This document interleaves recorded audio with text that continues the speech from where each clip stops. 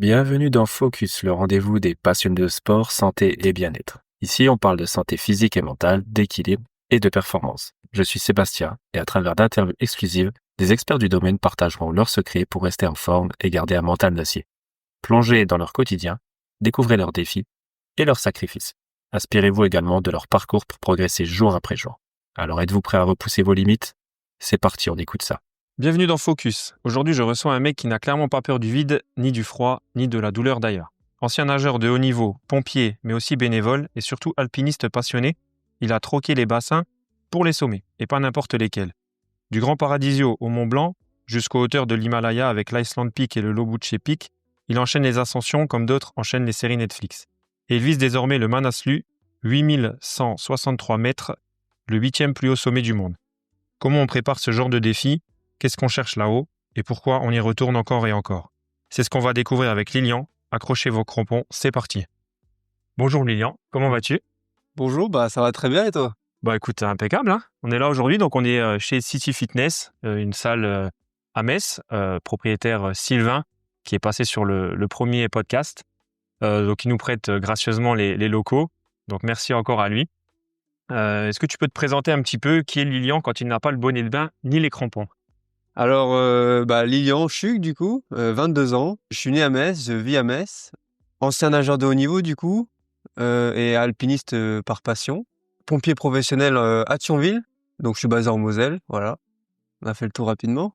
Ok, pas de problème. Du coup, comment tu découvres la natation? Alors la natation, ça remonte à mon tout jeune âge, hein. C'est mes parents qui m'ont mis dans l'eau au début à 3 mois, 4 mois, hein, pour apprendre au bébé nageur en fait. Là où je donne des cours maintenant, on verra ça après je crois. Ouais, exact. En fait, ils m'ont mis dans l'eau, c'était juste par principe pour que je sache me débrouiller si un jour on va en vacances à la mer ou à la piscine, qu'ils soient pas trop inquiets. Et en fait, j'ai continué tout doucement au début, hein, c'est vraiment une fois par semaine avec les copains pour rigoler. Et arrivé en CM2, je crois, j'ai voulu.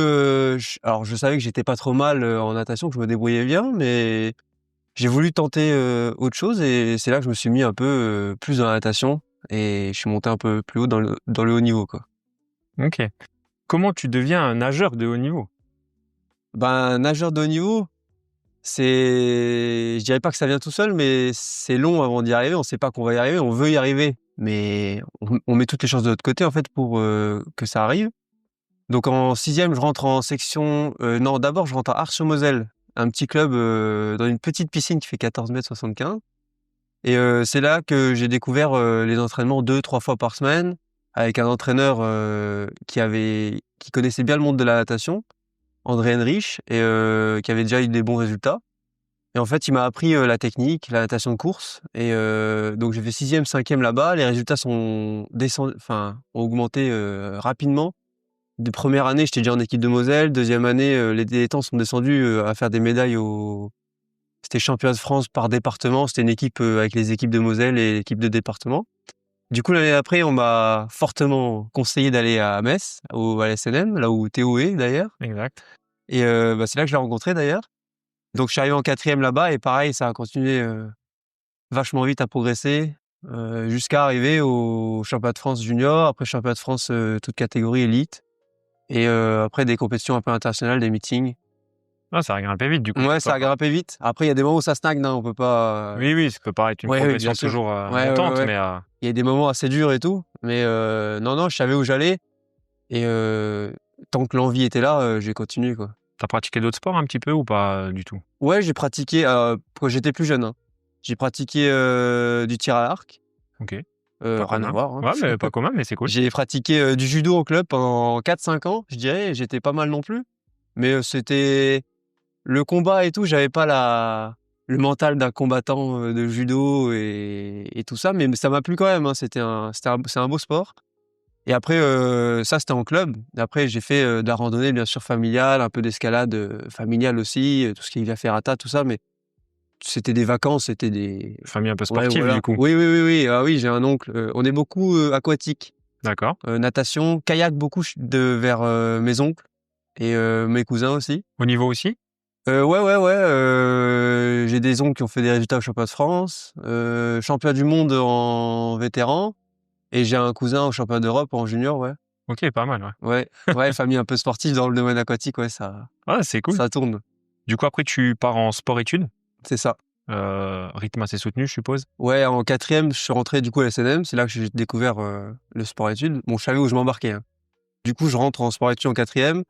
On était sur un entraînement par jour du lundi au samedi, plus les musculations 2 fois dans la semaine au début parce que j'étais jeune, fallait pas trop charger non plus sur ce Ouais, bien domaine-là. sûr, hein, tant que tu te développes. Et rapidement, mon entraîneur du coup Sébastien, il m'a fortement incité à passer en bi-quotidien 2 jours dans la semaine. Donc j'étais le seul au collège à faire ça parce que il fallait que je m'améliore sur certains trucs ou je sais pas, c'est lui qui décidait, hein. Moi j'appliquais juste.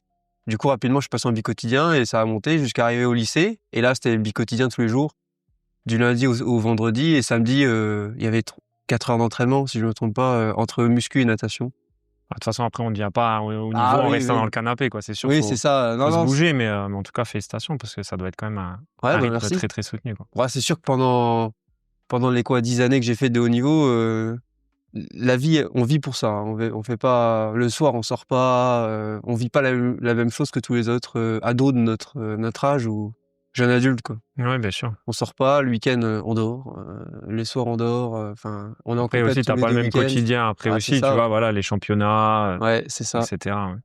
Tu as des titres un petit peu à nous donner que t'as pu gagner en natation? Oh, les titres en natation, oh, c'est assez compliqué. Champion de Moselle, oui, je sais pas combien de fois. Ça va être comme Théo, hein, on compte pas vraiment ça. Champion de Lorraine à l'époque où ça existait, oui, ça aussi. Après tout ce qui est par catégorie junior, ça aussi, je dois en avoir dans chaque catégorie. Championnat de France, j'ai pas de résultats, mis à part les finales. Je suis rentré en finale, tout ça, mais là on rentre dans les élites. Donc en fait, on se bat contre des mecs comme Manodou. Et dans mes nages, en plus, c'était Manodou, Maxime Grousset, les mecs qui sont au JO, quoi.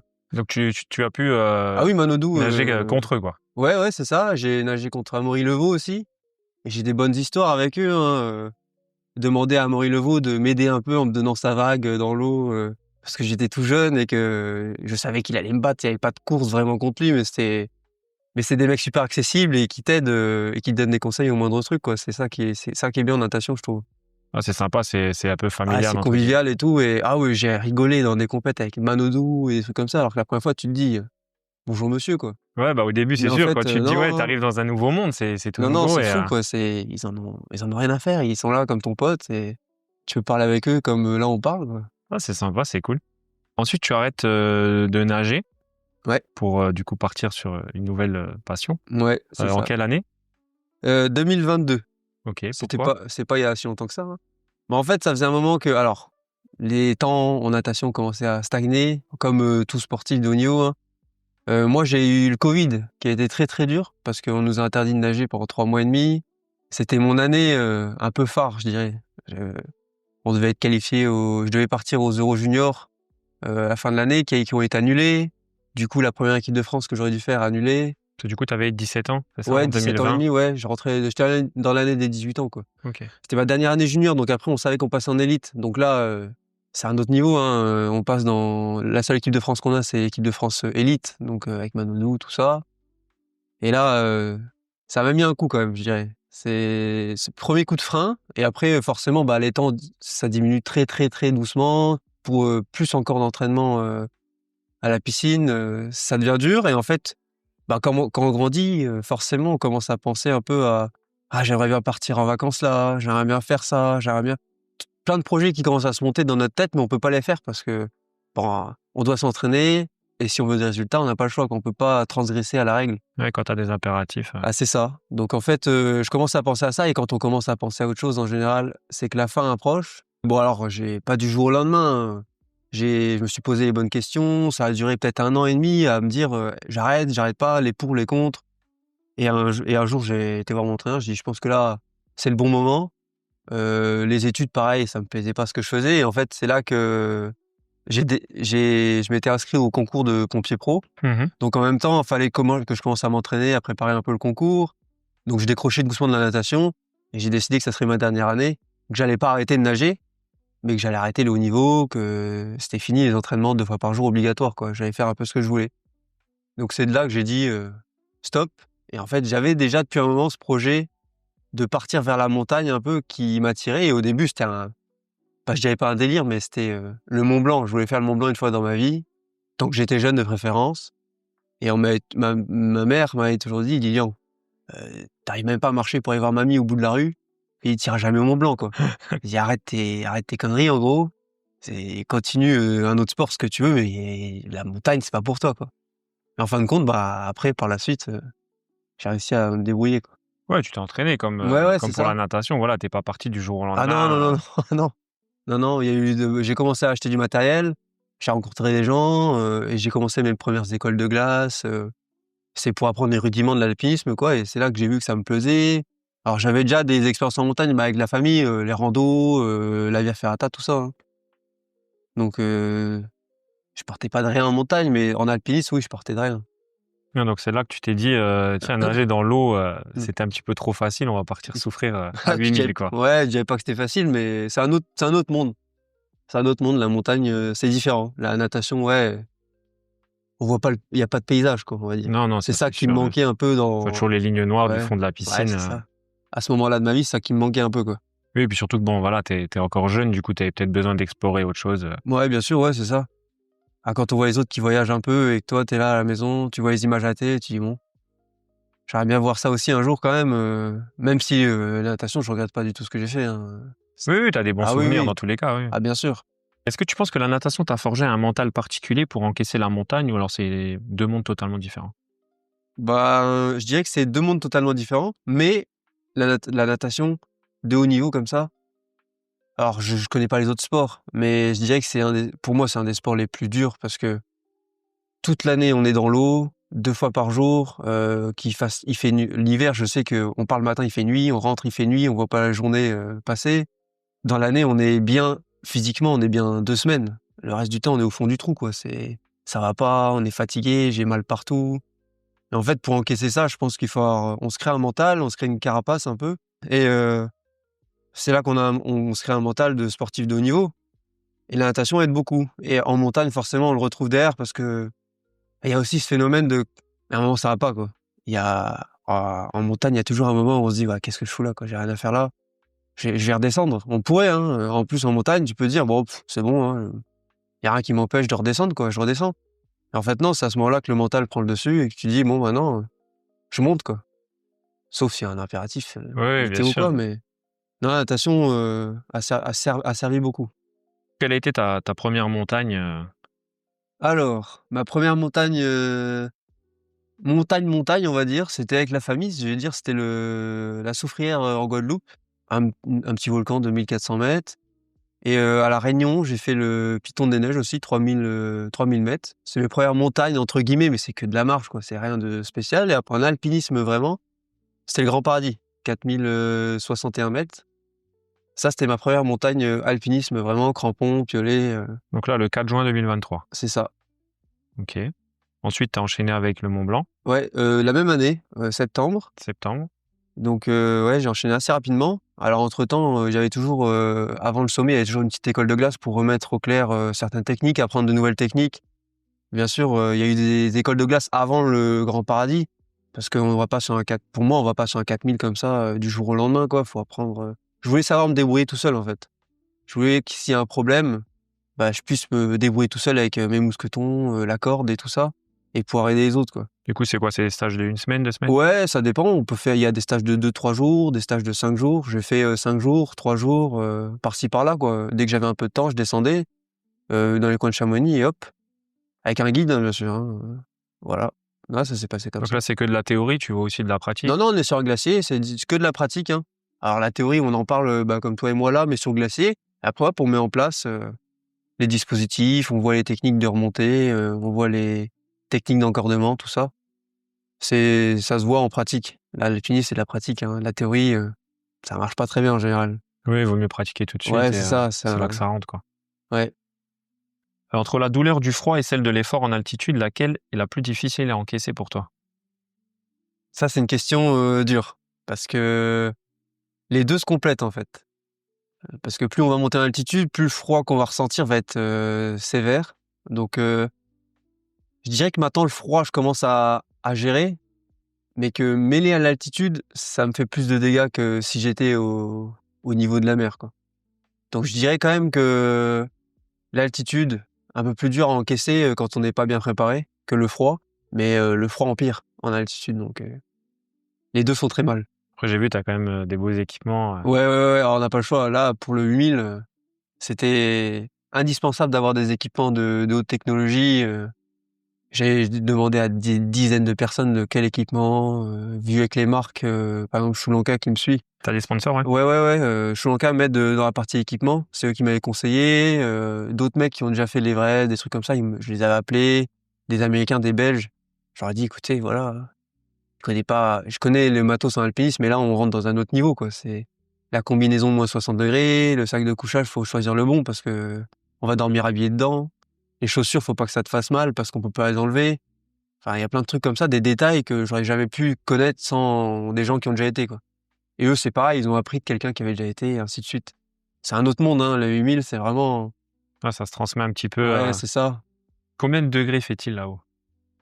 À 8000, alors, il y a plusieurs périodes dans l'année, hein. Là, on monte, en général, les 8000, on les fait à la meilleure période, entre guillemets. Donc là, le Manaslu, c'est septembre-octobre, donc l'automne.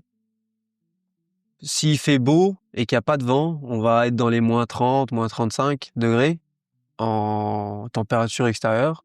En ressenti, on est dans ces eaux-là. Et s'il y a du vent, ça peut descendre à moins 40, moins 45. Pas plus dans cette période. Par contre, dans d'autres périodes, on peut être à moins 50, moins 60 presque, hein. Waouh. Ça doit être chaud à encaisser. Ouais, ça fait froid. Du coup, comment on se prépare pour une ascension? Bah, en fait, je dirais que la prépa, ça dépend de chaque montagne, en fait. Le Mont Blanc, je l'ai préparé différemment que le Grand Paradis, que les 6000 que j'ai fait au Népal par la suite.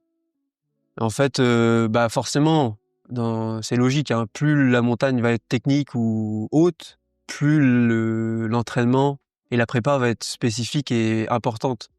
Là, pour le 8000, pour le Manaslu, je me prépare depuis peut-être 1 an et demi. Depuis avant que je revienne du Népal l'année dernière. Je me préparais déjà à ça. Et en fait, c'est beaucoup de cardio, course à pied. Moi, j'utilise la natation forcément. Et c'est pas mal parce que ça, niveau hypoxie, ça marche pas J'allais mal dire avec la montagne. justement, Ouais, ouais, t'es privé, ouais, tu c'est vas ça. devoir être la tête sous l'eau. Ouais. Donc cardio, renforcement musculaire en muscu. Donc il y a de la muscu, pas mal de bas du corps, hein, forcément, mais il y a du haut du corps, du gainage, il y a tout. C'est vachement complet parce qu'il faut endurer les 40 jours qui vont suivre derrière dans des conditions un peu dégueulasses. Ça, après de l'escalade un peu en salle, c'est juste pour le fun et pour s'habituer un peu et se mettre un peu dans le monde de la montagne. Ici à Metz, en plus, on n'a pas de montagne à part le Mont-Saint-Quentin, voilà. C'est pour faire des petits rappels. Je repars sur un 4000 là au mois de juin pour me remettre un coup en jambe avant sur une montagne. Et j'ai une prépa en hypoxie derrière pendant 1 mois et demi pour préparer le corps un peu à ce manque d'oxygène chez moi j'aurai un vélo et je le dormirai sous tente qui simule une altitude de 5-6000.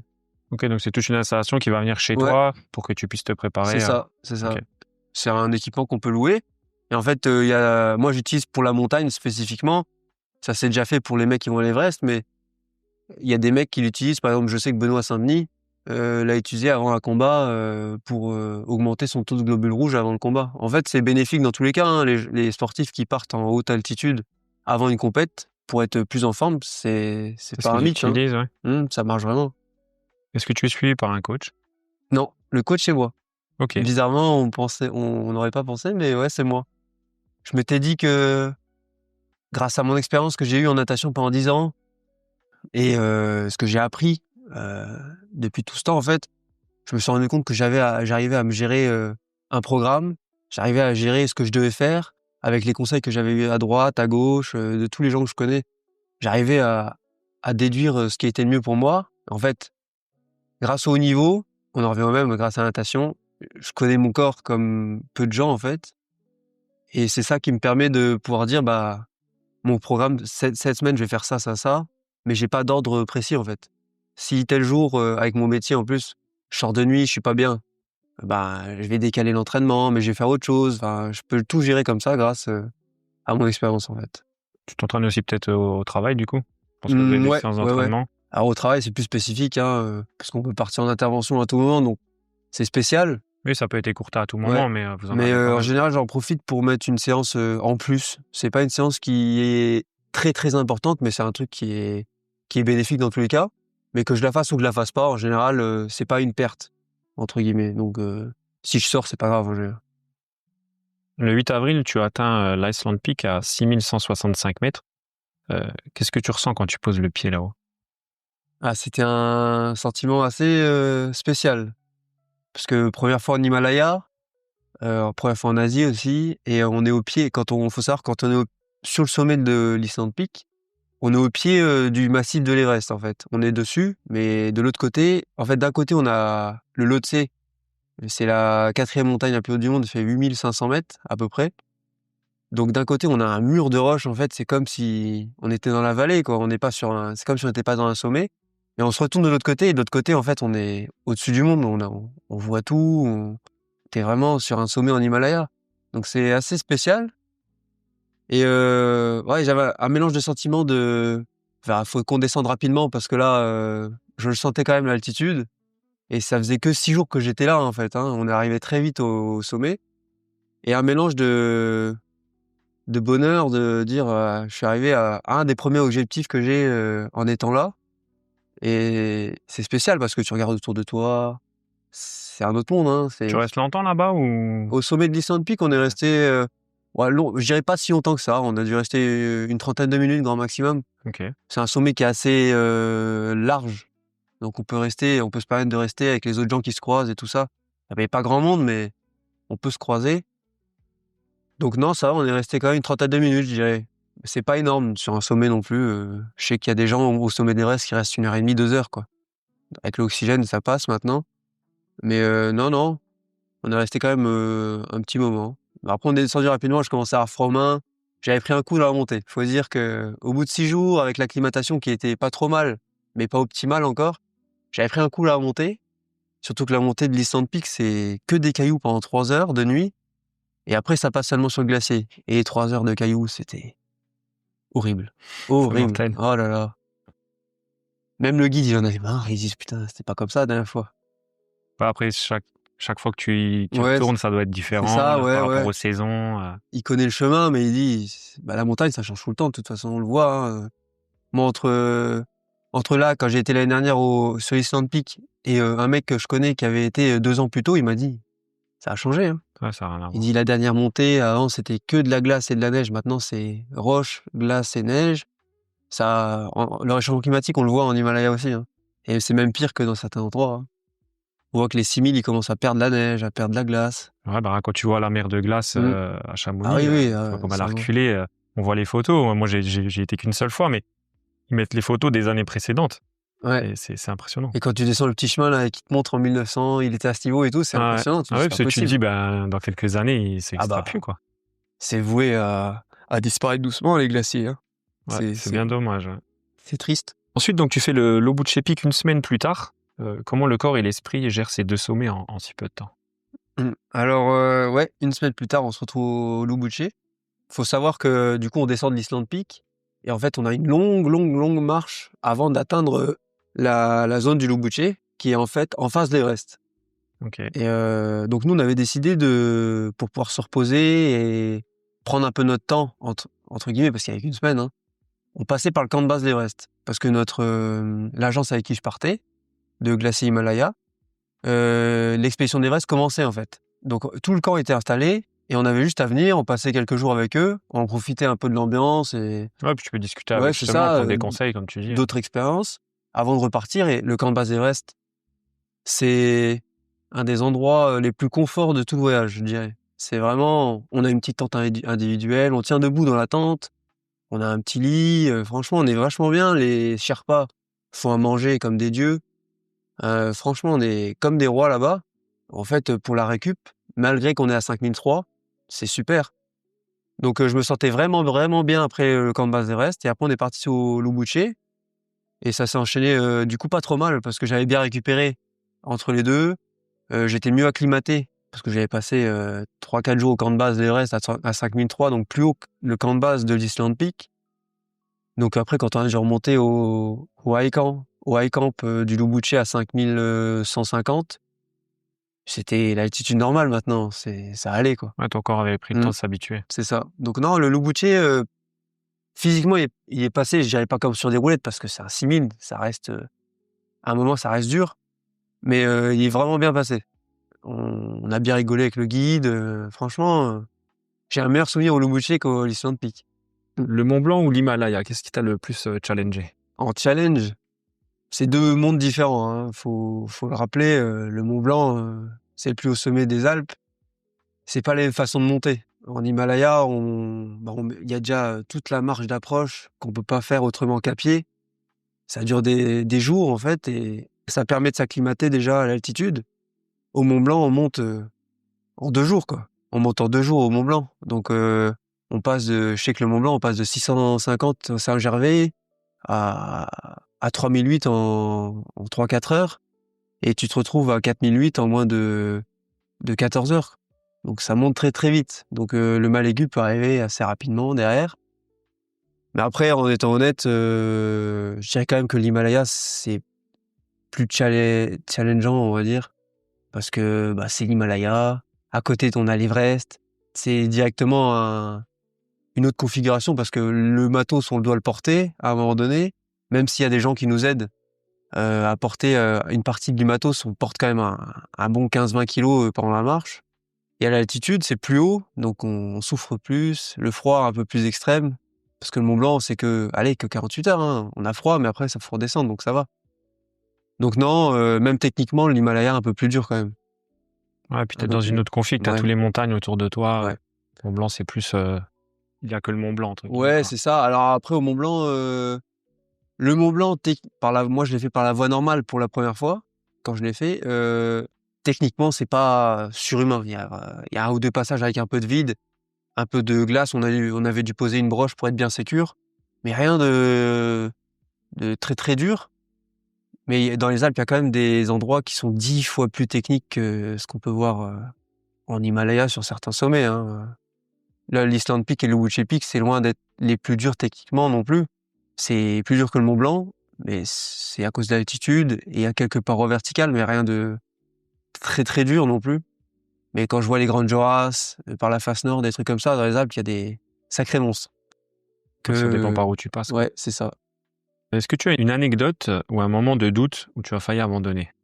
Justement, là où tu te disais, qu'est-ce que je fous là? Ouais, en montagne, tout le temps en fait. Enfin, tout le temps. À chaque montagne, il y a un moment où tu te dis non mais c'est pas possible. J'ai rien à faire là. Je suis un débile quoi. Je vais mourir, ça se trouve. Il y a un moment, alors dans les Alpes, j'y ai pas pensé plus que ça. Ouais, tu dis c'est 48 heures, donc Ouais, t'as pas voilà. trop le temps, entre guillemets, Donc, c'est rapide. Et on a un guide français, donc on parle français avec le guide. T'es pas dans une bulle comme en Himalaya où, alors je parle vraiment pas trop mal anglais. Les guides aussi, franchement, on s'entend bien, c'est vraiment comme nos potes. Mais en Himalaya, il y a cet autre sentiment où t'es tout seul. Tu sais que là, à 6000, l'hélico, il va mettre un moment à arriver, et encore s'il arrive à poser le patin pour te lancer un câble, si tu vas pas bien, t'es tout seul. Le guide, il comprend pas quand tu rumines en français que t'insultes le monde entier, il comprend rien. Lui, il a ses problèmes aussi, hein. Les guides, ils vivent ça tous les jours, mais ils ont leurs problèmes aussi. Ça va pas toujours bien non plus pour eux. Et moi, je dirais qu'un moment marquant, c'est par exemple en Himalaya, c'est quand je me suis retrouvé sur le Loubouché. Il y avait une expédition de l'Everest devant nous, en fait. On avait rattrapé pas mal de monde et on était dans les premiers, mais il restait une expédition à passer et à dépasser, en fait. Et on était de nuit dans une paroi de 25 mètres de haut, à la verticale. Et en fait, on était bloqué par une fille de l'expédition de devant qui avançait pas, elle avait le vertige. Alors, Un peu con pour une ouais. expédition. Ah non, il y a des trucs qu'on voit, c'est pas terrible.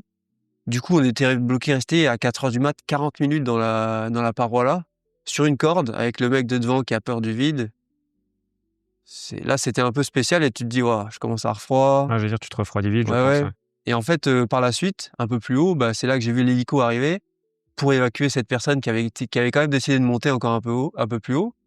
et elle a eu un mal aigu elle a fait un mal aigu des montagnes assez grave, je dirais, parce qu'elle bougeait plus, elle avait du mal à respirer, crachait un peu de sang, tout ça. Donc l'hélico est venu la chercher et là, je l'ai vu repartir, pendue dans le vide, à un câble, avec l'hélico qui décroche, parce Ça doit que être impressionnant. l'altitude, c'est un peu spécial. Ouais, là, tu te poses des questions, tu te dis: «Ouais, est-ce que je vais bien?» Parce que j'ai pas envie de faire la même chose, hein. Là, c'est spécial, j'ai pas envie de me retrouver dans le même état. Donc tu te poses des questions et tu te dis: «Ouais, qu'est-ce que je fais là?» Il y a des questions à se poser, j'ai envie de revoir ma famille, tout ça, donc non. Et après ça a été, il y a le guide qui est là, et on sait pourquoi on est là aussi. Quand on s'engage dans une montagne en alpinisme, on sait qu'il y a toujours cette part de non contrôlable. On sait qu'il y a une chance, en fait, qu'on revienne pas. On n'y pense pas, mais avant d'y partir, c'est un truc qu'on doit prendre en compte. Comme dans d'autres sports, hein, la moto ou je sais pas, il y a des risques tout le temps, mais là, en montagne, c'est quand même sévère. J'imagine. Est-ce que tu as un mantra ou une phrase que tu te répètes quand ça devient dur, justement? Ça, c'est j'ai pas vraiment de phrase à proprement dit. Je dirais plus que c'est un peu des petits mots, genre, «Oublie pas pourquoi tu es là», heu, tout ce que tu as fait avant, tous les jours en Himalaya, par exemple, tous les jours que tu t'es tapé de marche, le froid que tu as enduré et tout. Et c'est plus des pensées pour la famille, de se dire: «Bah, ils savent que tu es là, ils se font du souci et en gros, les déçois pas, en descendant», ou enfin, même pour moi-même, en fait. C'est plus, joue sur mon ego, sur la famille, plein de pensées comme ça aux gens que j'aime, que j'ai perdus, plein de pensées à tous ces gens-là. C'est ça qui fait avancer, hein, et après tu décroches le cerveau. Tu dis, en gros, tu dis, «Je suis une merde si j'y vais pas, quoi». Ouais, il y a un peu Oui, ça. c'est de Moi, je l'ego, suis quoi, comme jeune, il y tu a un dis. peu Ouais, ça. ouais, bien sûr. Je m'insulte un peu presque, je dis: «Allez, vas-y, tu pas une merde, quoi, on y va. Arrête d'avoir mal là et c'est bon, tu mets ça de côté, on y va». Mais en alpinisme, faut quand même garder ce sentiment de faut faire ça. Faut mettre le cerveau de côté, continuer à avancer quoi qu'il arrive, mais faut quand même être lucide et dire, «Pourquoi je vais pas bien? Attends, pourquoi je suis en train de décrocher? Pourquoi, je ralentis le pas entre guillemets ou pourquoi je m'arrête?» Parce que est-ce que c'est un problème de physique? Est-ce que c'est un problème de mental? Si c'est ça, alors là, faut continuer parce que si tu t'arrêtes à cause du mental en Himalaya, c'est que tu rien compris, quoi. Tu vas pas là-bas, pour arrêter comme ça. Par contre, si c'est un problème physique, là, faut se poser des questions, faut poser le pour et le contre, dire, «Est-ce que ça commence à être un mal aigu, quoi? Est-ce que j'ai mal au crâne? Est-ce que j'ai envie de vomir? Si ça va plus loin, est-ce que j'ai des problèmes d'articulation ou quoi?» Enfin, faut pas oublier que là, bah, pour cette année, je vais me retrouver à 8 000. L'hélico, il s'arrête à grand max 6 000 mètres. Au-dessus, c'est moi et le Sherpa et il y a rien d'autre, hein. S'il m'arrive un truc, c'est moi qui redescendra sur les fesses ou sur les genoux ou Comme tu peux. ah oui, oui, c'est ça, hein. Moi, j'ai un ami, John Horn, c'est son surnom, un Messin qui a fait l'Everest et il avait fait le Manaslu il y a 3 ans, je dirais, et il avait pas atteint le sommet, mais parce qu'il avait un problème physique et il me dit: «J'ai descendu, 1 000 mètres sur les fesses, hein». Il dit, dans les crevasses et tout, avec les cordes, en rappel assis, enfin, il dit: «Je pouvais pas, l'hélico n'allait pas venir me chercher» et il dit: «L'hélico est venu me chercher à 6 000 et encore avec du mal». Parce que pour l'hélico, pour qu'il arrive à cette altitude, il enlève tout, quoi. Il Mmh. garde un siège, toi tu te couches à l'arrière, il y a plus rien dedans. Je les ai même vus enlever des cadrans, sur le tableau de bord pour être sûr que l'hélico il se crache pas. Ah ouais, ouais, non, c'est spécial. Ouais, ça doit être impressionnant à voir. Qui t'est déjà arrivé de pleurer, du coup, en montagne?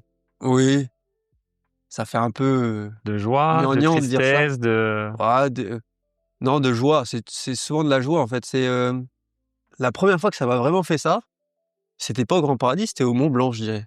Parce que le Mont Blanc, bah, c'était un sommet que j'avais dans la tête depuis un moment, je l'avais comme je l'ai dit avant là. Ça, puis c'est notre sommet français aussi, Ouais, quoi, hein. c'est ça, c'est notre sommet occidental, c'est le sommet des Alpes, quoi, et on le voit depuis Chamonix en plus. Du coup, un sommet que tu as regardé depuis des semaines, tu te dis: «Ah bah, ça y est, je suis dessus». Et en fait, j'avais été submergé un peu par, une émotion de bonheur un peu, mais avant d'arriver au sommet. Vraiment, 15 minutes avant d'arriver. Quand je commence à apercevoir le sommet, je dis: «Ça y est, bah, plus rien va m'arrêter, quoi, j'y suis». Et c'est là que j'ai commencé à une petite larmichette, quoi. J'ai pas Ouais, bah, après, il chialé y a non pas plus, de mais honte, hein, il y a pas de non, non, honte. mais une petite larmichette de: «Waouh, ça y est, quoi, j'y suis». Après ça s'estompe assez vite quand même parce que, bah, il y a le froid, ça et la descente te rattrape assez vite mentalement. Parce qu'en alpinisme, il faut savoir que quand tu arrives au sommet, que tu as fait que la moitié, en gros.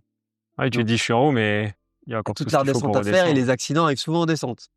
bizarrement. Trop pressé de redescendre ou... Ouais, c'est ce phénomène-là qui joue aussi, entre la fatigue, physique et la fatigue mentale et le corps, n'importe quel humain, on va dire, quand il arrive au sommet, c'est son but. Il a atteint le but. Mais le problème, c'est que du coup, quand tu atteins ton but, tu es moins concentré après, tu sais que tu as fini ton objectif ultime, en fait. Et là, c'est là qu'il faut être lucide et se dire ah non, non, attends, c'est quand je serai en bas que ça sera officiellement le sommet que j'ai fait. Donc c'est là que c'est compliqué et se dire ouais, non, la descente, faut concentrer, faut pas glisser parce que ça va vite. Hein. Mais Ça tu va peux vite. pas dire je monte en haut et puis après la descente. Ouais, non, non, non, non. Il y en a au Mont Blanc qui le font, je crois. Hein. Ils arrivent au sommet et après ça va plus du tout et hop, l'hélico il monte. L'hélico il monte au Mont Blanc. Ouais, Alors c'est quand beaucoup il fait moins haut, pas comme beau, tu il dis. monte Ouais. pas, mais ouais, il y a beaucoup de gens qui montent au Mont Blanc par an. Hein. Après, c'est un business. Hein. Tu peux faire des descentes en parapente, il me semble, depuis Ouais, le sommet. ouais, Ouais. bien sûr. Il y en a qui le font en parapente. Il y en a qui descendent à ski, mais pas du haut, d'un peu plus bas. Mais ils descendent à ski après. Et sinon à pied en général. Pour moi, c'est le truc le plus logique de descendre à pied, surtout que je voulais aller en Himalaya. La descente, elle va être interminable, donc Oui, et autant puis que je pour une m'entraîne. première, je pense que Ouais. oui, à pied. Après, maintenant, si un jour tu viens le refaire, pourquoi Non, pas le faire en parapente, c'est parapente, sympa. ça doit Hein. être cool. Moi, je l'avais fait, mais depuis Mmh. je sais plus combien, 1800 mètres, je crois. La Ouais. toute première station. Ah oui, quand tu vas à l'Aiguille du Midi. Ouais, c'est ça, Ouais, voilà. Tu as une première station qui s'arrête et moi, donc j'étais monté à l'Aiguille du Midi, j'avais visité un peu le haut. Je voyais justement tous les gens qui ouais. partaient à l'ascension. Et après, j'étais redescendu donc à 1800 mètres, il me semble. Et là, j'avais fait la descente en parapente. Et ça, je me suis dit, Ah en ouais, haut, la ça vue doit est être. folle. Ouais, déjà là, c'est fou, mais je me dis, d'en haut, Mmh. descendre en parapente, ça doit être La vue est folle. impressionnant, Ah oui, quoi. oui. Après, bon, voilà, comme tu dis, c'est un business. Le Oui, bon tarif, après, voilà, est correct aussi pour une descente oui. en parapente depuis le haut. Et puis, encore faut-il y arriver en haut. Voilà. Ouais, c'est ça. Et après, je sais que c'est un peu plus technique de décoller du Mont Blanc parce que les vents sont un peu plus rudes.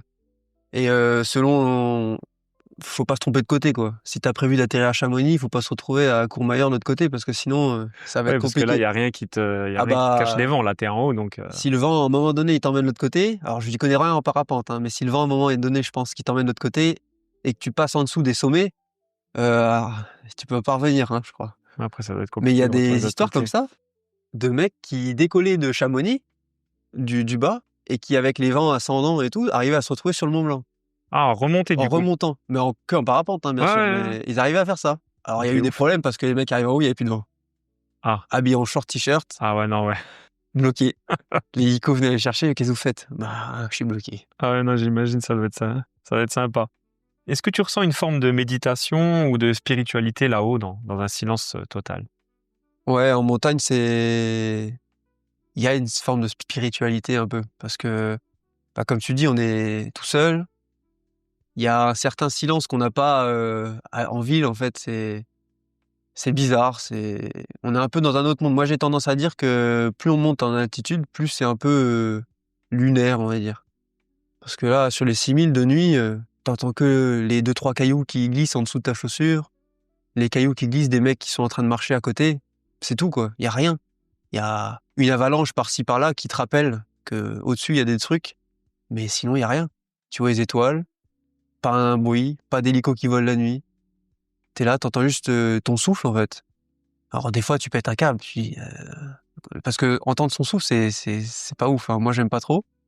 Mais non, non, tu as le temps de réfléchir à ta vie, en fait. Tu as le temps de dire: «Ah bah, tout ce que j'ai fait depuis ces dernières années», enfin, tu as le temps de penser à tout ce que tu veux. La montée est tellement longue en général que tu as 10 000 questions qui te passent par la tête, 10 000, choses, que tu imagines. Le sommet, tu l'imagines aussi, enfin, et tu penses à plein de trucs et il y a même moi, je sais qu'en Himalaya, ça m'est beaucoup arrivé parce qu'il faut savoir que les Sherpas sont très, très croyants. Alors j'arriverai pas à dire c'est quoi ça tire vers le bouddhisme, mais j'arriverai pas à dire exactement, c'est une forme de bouddhisme et c'est spécial et tous les drapeaux qu'on voit dans les films là, c'est des drapeaux de prière et en fait, faut savoir qu'avant chaque sommet, on bénit un peu la montagne avec une petite cérémonie. Sur les 6000, c'était une petite. Sur les 8000 comme je fais cette année ou l'Everest, c'est une grosse cérémonie qui dure bien 2-3 heures. En fait, on demande l'autorisation à la montagne, de passer et qu'elle nous laisse monter, sans encombre, et sans problème, quoi. Et en fait, même si on n'y croit pas ou que c'est pas notre religion et tout, bah, on respecte quand même. Il y a une forme d'énorme respect qui se crée pour leur religion et ce qui se passe, et on se met à y croire en fait. Je sais que moi, la religion c'est pas mon délire, mais arrivé là-bas, bah t'écoutes ce qu'ils disent même si tu comprends rien, et tu joues le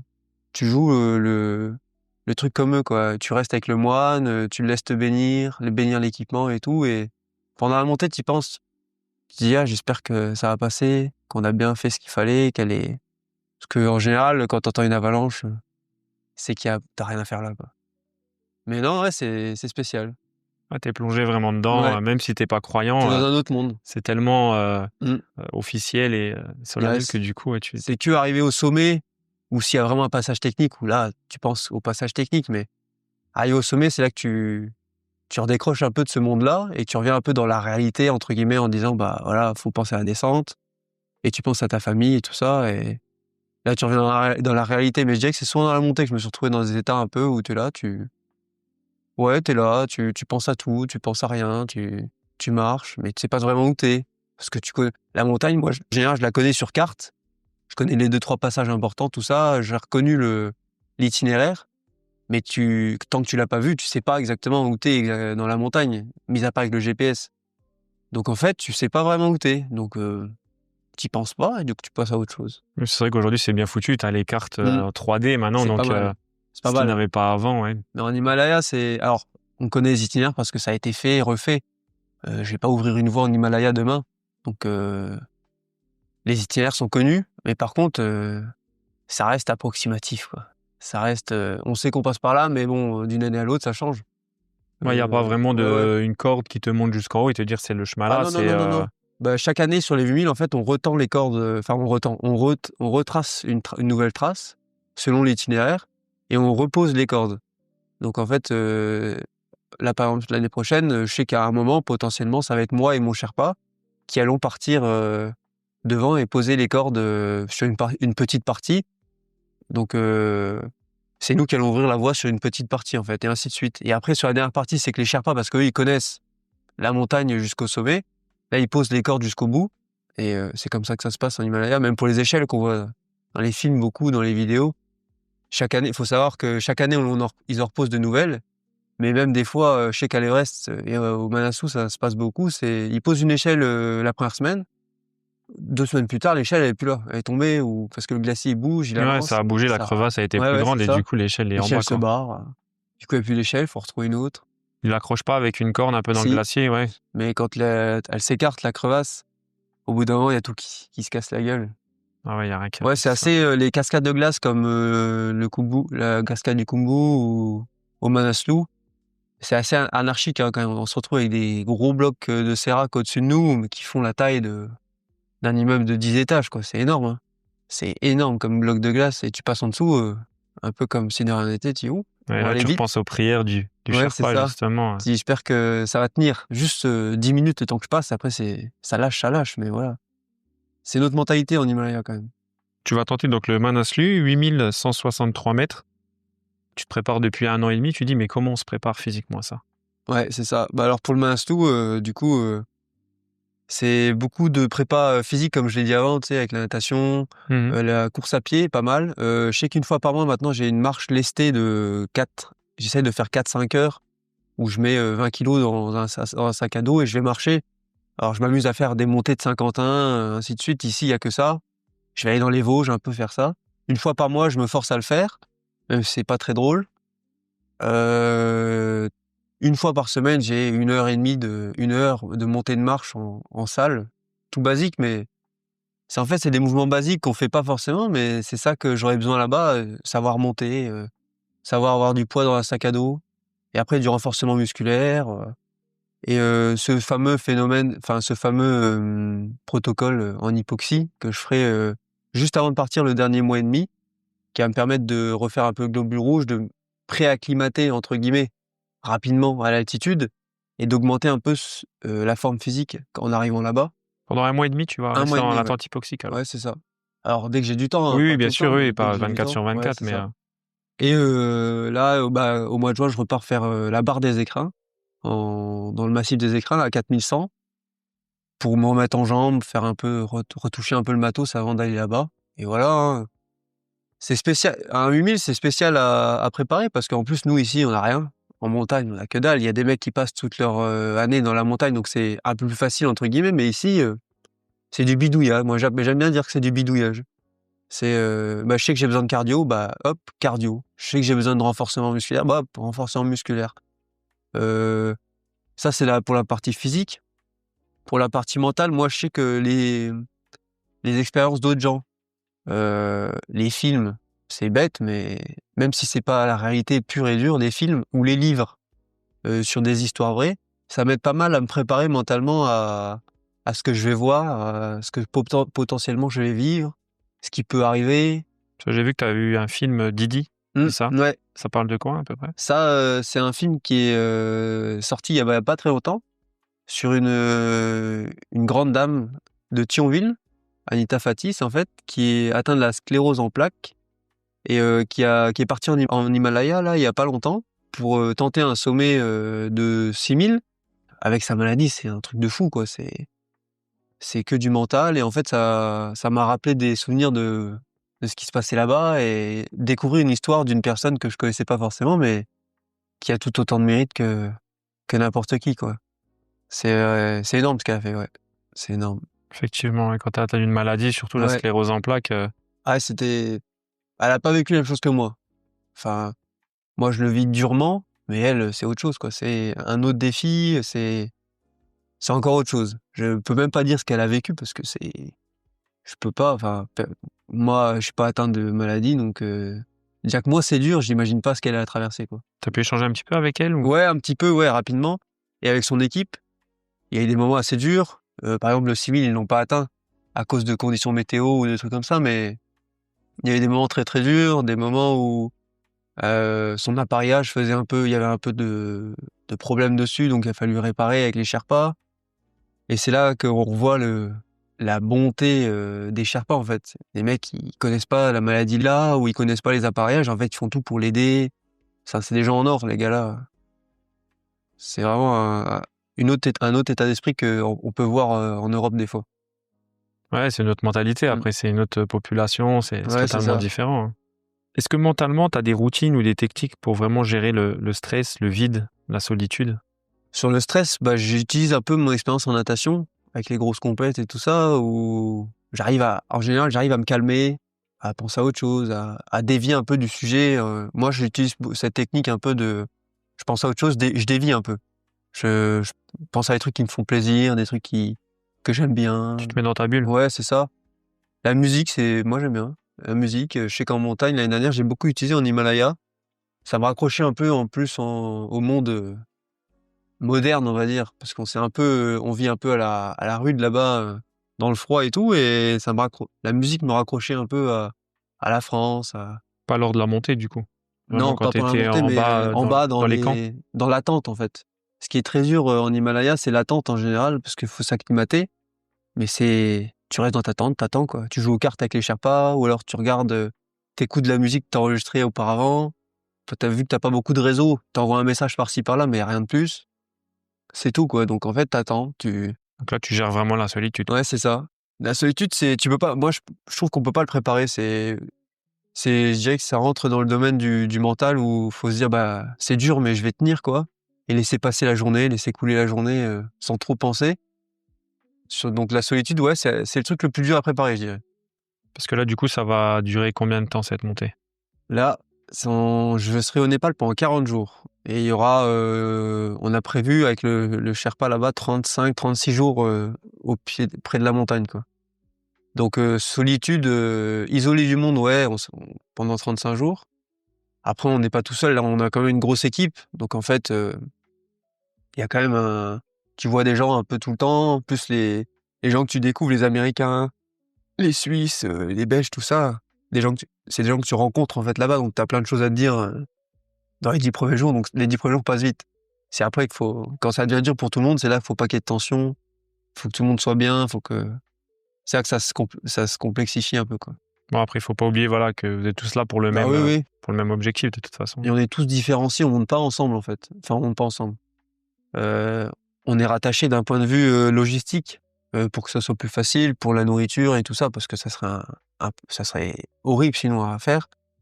Mais sur la montagne, en fait, on est chaque personne comme moi qui vient de l'Europe ou de l'Amérique a un Sherpa guide avec lui qui connaît la montagne.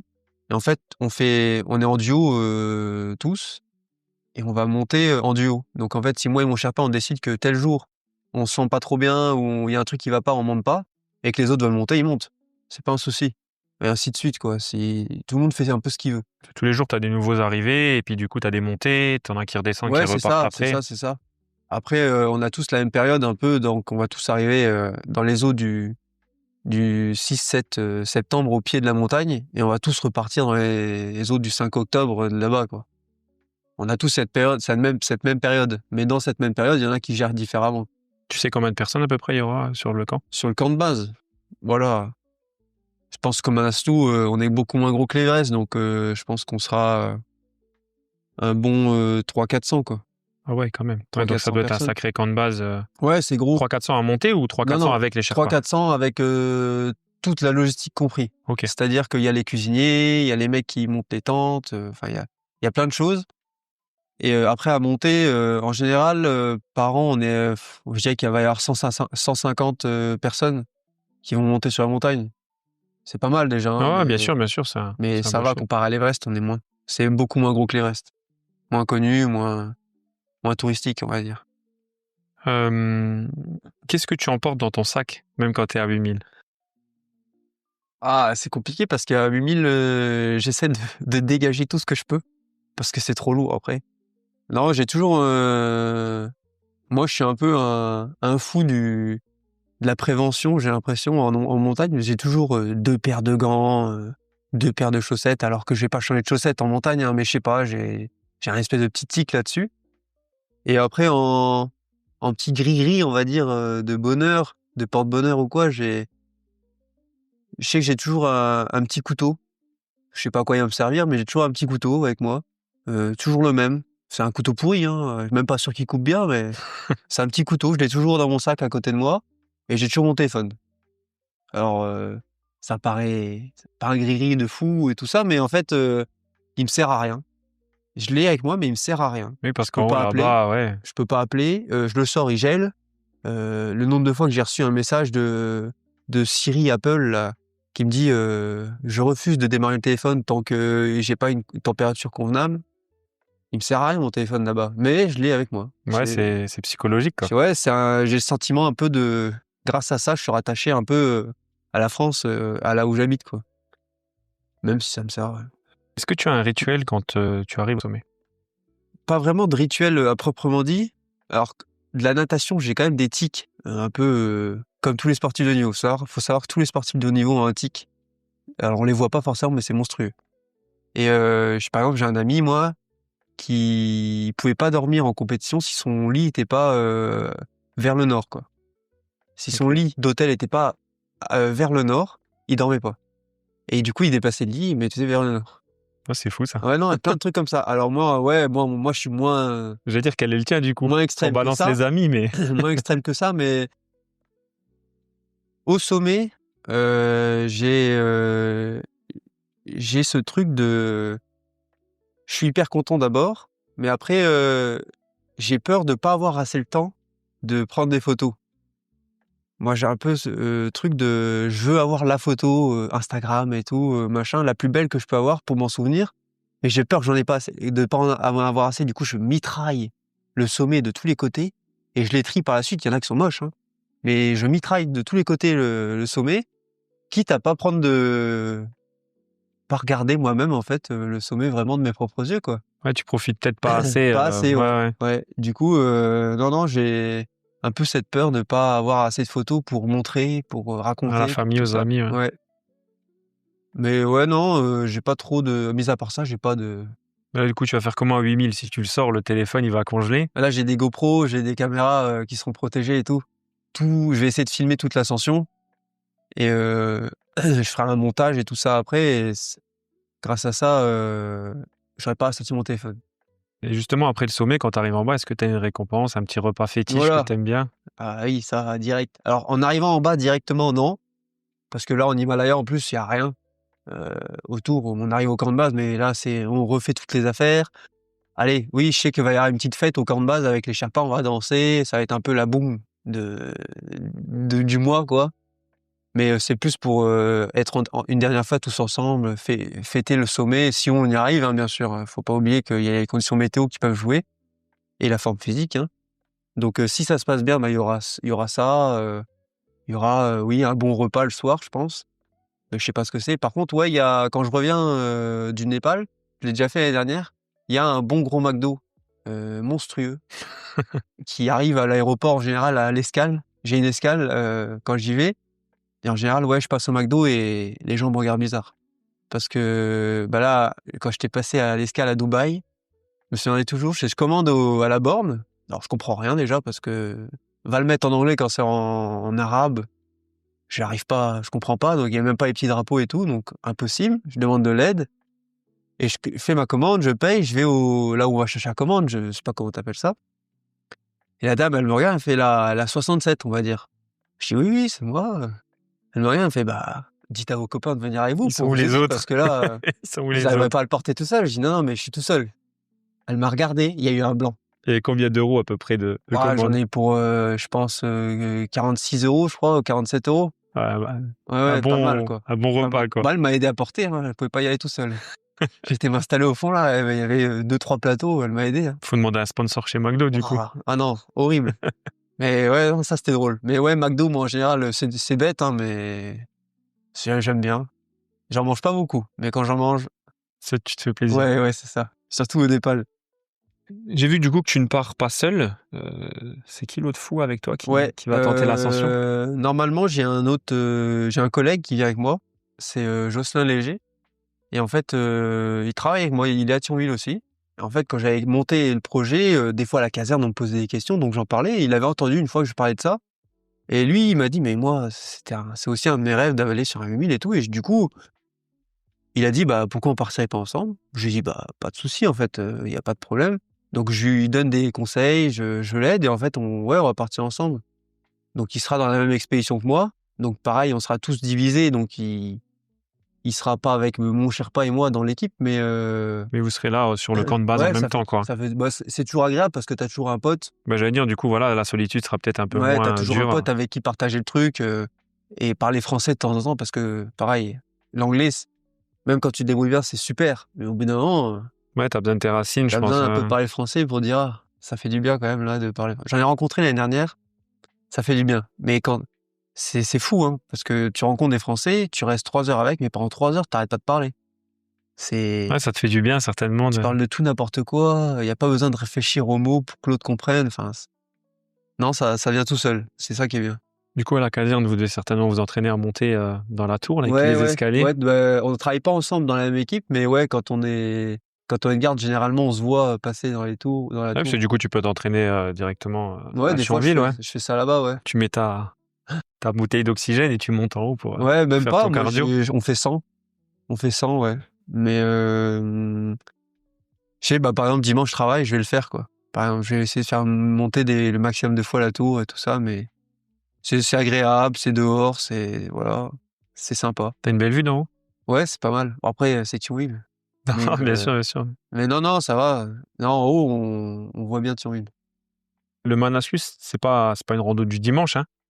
Comment tu gères cette réalité des risques de décès et notamment les stats assez flippantes? Ouais, bah, ça, c'est un truc que, comme je dis, que les alpinistes, en général, on sait avant de partir et alors c'est bizarre, il y a pas vraiment de préparation là-dessus. Enfin, on est conscient des risques, on sait la part de chance, qu'il y a, d'un point de vue statistique de parvenir ou d'avoir un problème ou de n'importe quoi, en fait. Tout peut arriver, hein. Une avalanche, une crevasse qui s'ouvre, un sérac qui tombe dessus, toi qui as un problème physique, enfin n'importe quoi. Il y a des scénarios monstres qui peuvent arriver et en fait, tu te prépares juste à dire: «Bon écoute, je sais les risques, mais on va tout faire pour pas que Pour pas que ça ça arrive arrive, ouais. et si ça arrive, je veux être prêt, donc je me prépare, d'un point de vue technique ou d'un point de vue matériel, me dire: «Bah, voilà, si demain je suis bloqué à 7009, dans le froid, dans le vent, Tu heu, ton petit couteau. ouais, j'ai mon petit couteau ou alors j'ai mes chaussures, avec, la batterie qui chauffe la semelle, enfin, des trucs comme ça. C'est des détails, mais Ouais, qui te permettront peut-être de d'attendre des gratter des minutes secours. Ouais. qui potentiellement peuvent me faire descendre un petit peu plus bas ou des trucs comme ça, quoi. Ok, parce que là, ouais, pour rappel, 18% quand même. Ouais, c'est pas mal. 18%, c'est pas mal, mais après, tous les 8000 sont bien classés dans ce domaine-là, en général. 18%, on est dans la moyenne haute, on va dire. C'est plus que l'Everest, mais c'est moins que le K2, par exemple, ou l'Annapurna, qui eux sont à presque 35% de décès. Après, c'est des statistiques. Oui, ça reste des stats, bien sûr. Nous, quand on y va, en fait, on connaît la part de risque et on sait à quel moment on va pas aller plus loin. Par exemple, moi, je me donne des barres comme ça fatidiques où je me dis, bah, par exemple, par rapport au Malaigue du montagne, si je vomis ou si trop mal au crâne ou que j'ai du mal à bouger, bah là, c'est fin, je descends. Il n'y a pas de discussion. Le vomissement, par exemple, moi, à mon avis, ça sera si je vomis et que je sens que Ouais, tu c'est cherches vraiment mal pas aigu, je à chercherai gratter quelques pas mètres ah non, plus non, haut, non, tu non, descends direct, quoi. non, non. Et il y a ça ou alors un vent extrême ou plein de trucs comme ça. C'est des barres où tu te dis, bah non, j'irai pas plus loin. Il faut être conscient pour moi, c'est important de se mettre ces barrières-là parce que la barrière-là, elle peut intervenir à 100 mètres du sommet, quoi. Sauf que 100 mètres, à cette altitude-là, en Himalaya, ça peut être encore 1 heure de marche, quoi, au moins. Ouais, tu les fais pas en 5 minutes, Donc, quoi. même si le sommet, tu le vois, ça se trouve, des fois, il reste encore 40 minutes, quoi. Et 40 minutes à l'aller, 40 minutes au retour, ça Ouais, fait quand déjà t'es 1 mal, heure et tu te dis, c'est demie. pas la peine, quoi. Bah, faut pas jouer avec le feu, quoi. Ouais, c'est bien, tu restes lucide. Ouais. Mais après, je le dis là, mais quand t'es en haut, c'est un autre délire, hein. Comme, dirait, alors moi, je serais sous oxygène, donc j'ai potentiellement moins ce problème-là. Mais comme disait, Mike Horn, il dit, lui, il arrive en haut d'un 8000, il dit, il voyait des femmes à poil dans un supermarché en train de danser, quoi. Il dit: «Tu sais plus ce que tu fais, Ouais, tu ton plus cerveau, lucide». ouais, il Donc en déconnecte fait, ouais, totalement avec. c'est pour ça qu'on est toujours on essaie de pas être seul. Parce que, bah, si toi tu as un problème, en général, l'autre, il peut essayer de te raisonner s'il a pas de problème lui non plus. T'essaieras de penser à nous deux, alors, Ouais, ouais, au c'est ça, hein. podcast. Ouais, ouais. Quand tu seras sur la montée, tu diras: «Ah, je le vois, je suis pas bien, mais». Ouais, là, il y a un problème. Enfin, je te souhaite pas, du coup, hein. Je te Non, souhaite non. vraiment d'y arriver et que tout se passe Ouais, bah, bien. j'espère aussi. Après, nous, ce sera beaucoup ce qui va jouer, c'est la forme physique et la météo, hein. La météo, c'est beaucoup ça, je dirais que c'est le truc le plus stressant. Parce que si tu montes, tu vois que ça va pas, la météo est vraiment trop mauvaise, tu sais redescendre et refaire une ascension, quelques On jours peut plus tard? on peut, mais on est bloqué par le temps aussi sur les 8000, le créneau est assez serré en général. Dans le sens où on sait que par an, il y a 3, 4, 5 jours grand max qui sont propices à la montée, dans de bonnes conditions, quoi. L'Everest, c'est pas pour rien qu'ils y vont, 2 mois, toujours les mêmes mois, avril-mai, quoi. Parce qu'ils savent qu'en général, mi-mai, fin mai, c'est là que la fenêtre météo, elle va tomber et que les 5 jours de beau temps vont arriver, en moyenne.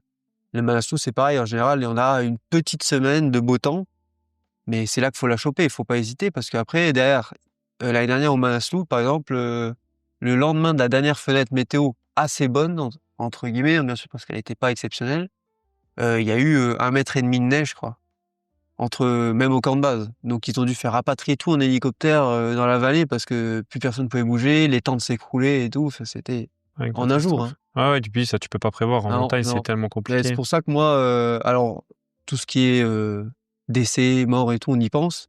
Mais le truc qui me fait le plus peur, c'est ça, en fait, la météo. Parce qu'en plus maintenant avec les réchauffements climatiques, on n'arrive plus à avoir la météo sur le mois entier, à peu près, correcte. Correct, ouais. Donc en fait, des fois tu montes, t'as le mec en bas au routeur météo qui te dit: «Bah écoute, la météo elle a changé». Et là tu en train de monter, hein. Tu en train de monter sur la dernière phase ou quoi, tu as le dit: «Bah non, ça a changé, il faut faire demi-tour, vous attendez un jour. Peut-être que demain ça sera bon». Mais tu sais pas, tu es toujours dans le peut-être, Ouais, dans tu l'incertain, jamais quoi. sûr en fait. Aujourd'hui, tu es, pompier pro. Pourquoi avoir choisi ce métier? Pompier pro, bah, en fait, c'est un métier qui m'a toujours un peu, attiré, dans le sens où j'ai mes 2 oncles, du côté de ma mère qui sont pompiers aussi, à Metz. Il y en a un qui est à la retraite maintenant, hein. Et du coup, j'avais fait mon stage de 3e là-bas, je connaissais un peu, la vie de caserne parce que, bah, quand j'allais chez eux ou quoi, bah, forcément, je voyais leur métier, je voyais ce qu'ils faisaient. Ils étaient tous les 2 plongeurs en plus, donc moi, c'est un domaine que j'aimais bien aussi. Je dis: «Super, en fait, tu peux faire un métier où tu jamais les mêmes journées, en fait, parce que tu sais pas ce que tu vas faire». tu fais du sport parce que ça fait partie du métier. En plus, les mecs, ils peuvent se spécialiser un peu dans un domaine qu'ils aiment bien. Donc là, par exemple, la plongée. Il y en a qui font ça sur du grimpe ou c'est milieu périlleux, tout ça. Et j'ai dit: «Mais c'est vachement polyvalent, c'est intéressant». Parce que moi, je me voyais pas derrière un bureau, en fait. J'ai testé la fac, j'ai testé l'économie, la physique et tout, en fait et je me suis dit: «Mais j'ai rien à faire derrière un bureau, je vais pas y arriver, quoi. Je vais craquer». Donc c'est pour ça que je me suis orienté vers ça et au début, j'y allais, plus pour avoir une roue de secours. Il faut savoir que mon rêve absolu de métier et de base, avant le covid, c'était, je voulais être, pilote de ligne. D'accord. Mmh. Rien à voir, vraiment aucun rapport. Mais, après le covid, en fait, licenciement des pilotes partout, dans le monde, surtout en France, plein de mecs au chômage et tout ça. Donc avec une formation qui coûtait 100 000 € les 2 ans, j'avais, Non, ça t'a refroidi, quoi. ouais, j'avais dit: «Ouf, on va peut-être éviter» et surtout qu'ils allaient reprendre les plus vieux, qui avaient de l'expérience bien sûr, avant de reprendre les tout jeunes sortis de l'école, donc logique, hein. Mais c'est pour ça que j'ai éliminé rapidement cette, solution. Et pompier, ça s'est un peu imposé, rapidement parce que j'ai eu le concours entre-temps. Heu, Mes oncles, ils m'ont un peu aidé, ça se passait bien et j'ai dit: «Bah, vas-y, let's go, on va voir». Je suis rentré en formation, de pompier pro, ça s'est super bien passé. J'ai adoré le métier, ce qu'on faisait et tout et voilà, aujourd'hui, ça se passe très bien. Je m'éclate un peu dans mon métier. Je découvre des trucs tous les jours, j'apprends plein de choses, et voilà, Tu t'es déjà spécialisé je suis dans quelque plongeur chose? aussi, ouais. Ok, Je suis plongeur déjà aussi. plongeur. J'ai de la chance parce que c'est pas tout le monde qui arrive à rentrer aussi vite, mais non, non, je suis déjà plongeur et ouais, je suis très content. Très, très content. Est-ce que ce que tu vis en haute montagne t'aide dans ton métier de pompier et vice-versa? Heu, alors je dirais que dans les 2 sens, en fait, par rapport au port de notre appareil, respiratoire isolant, l'ARI, ça m'aide dans les 2 sens, en fait, parce que il y a de la gestion d'air dans et il y a de l'hypoxie, il y a un peu de tout ça, parce qu'on respire pas très bien dans notre bouteille qu'on a dans le dos, en fait. On a une difficulté respiratoire, et on a un volume d'air restreint. Donc on respire pas, de fou.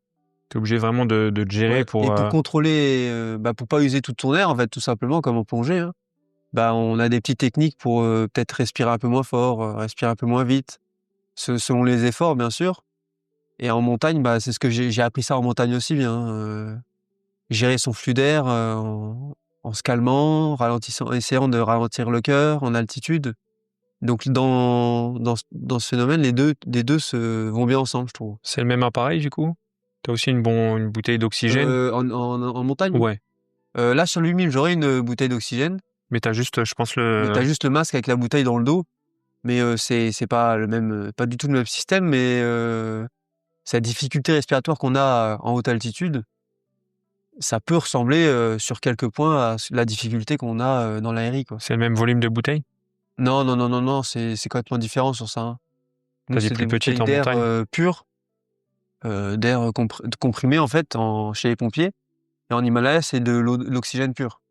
Ok, C'est ouais, vraiment de donc l'O2, totalement plein différent. pot qu'on vient injecter, avec l'air normal. Ouais, tu prends vraiment un shoot. Ouais, ouais. Ah oui, ça te dépose. Apparemment, ça te dépose. J'ai jamais testé encore, mais apparemment, ça tu un peu shooté après l'O2. Oxygène pur, ouais, tu Ouais. m'étonnes.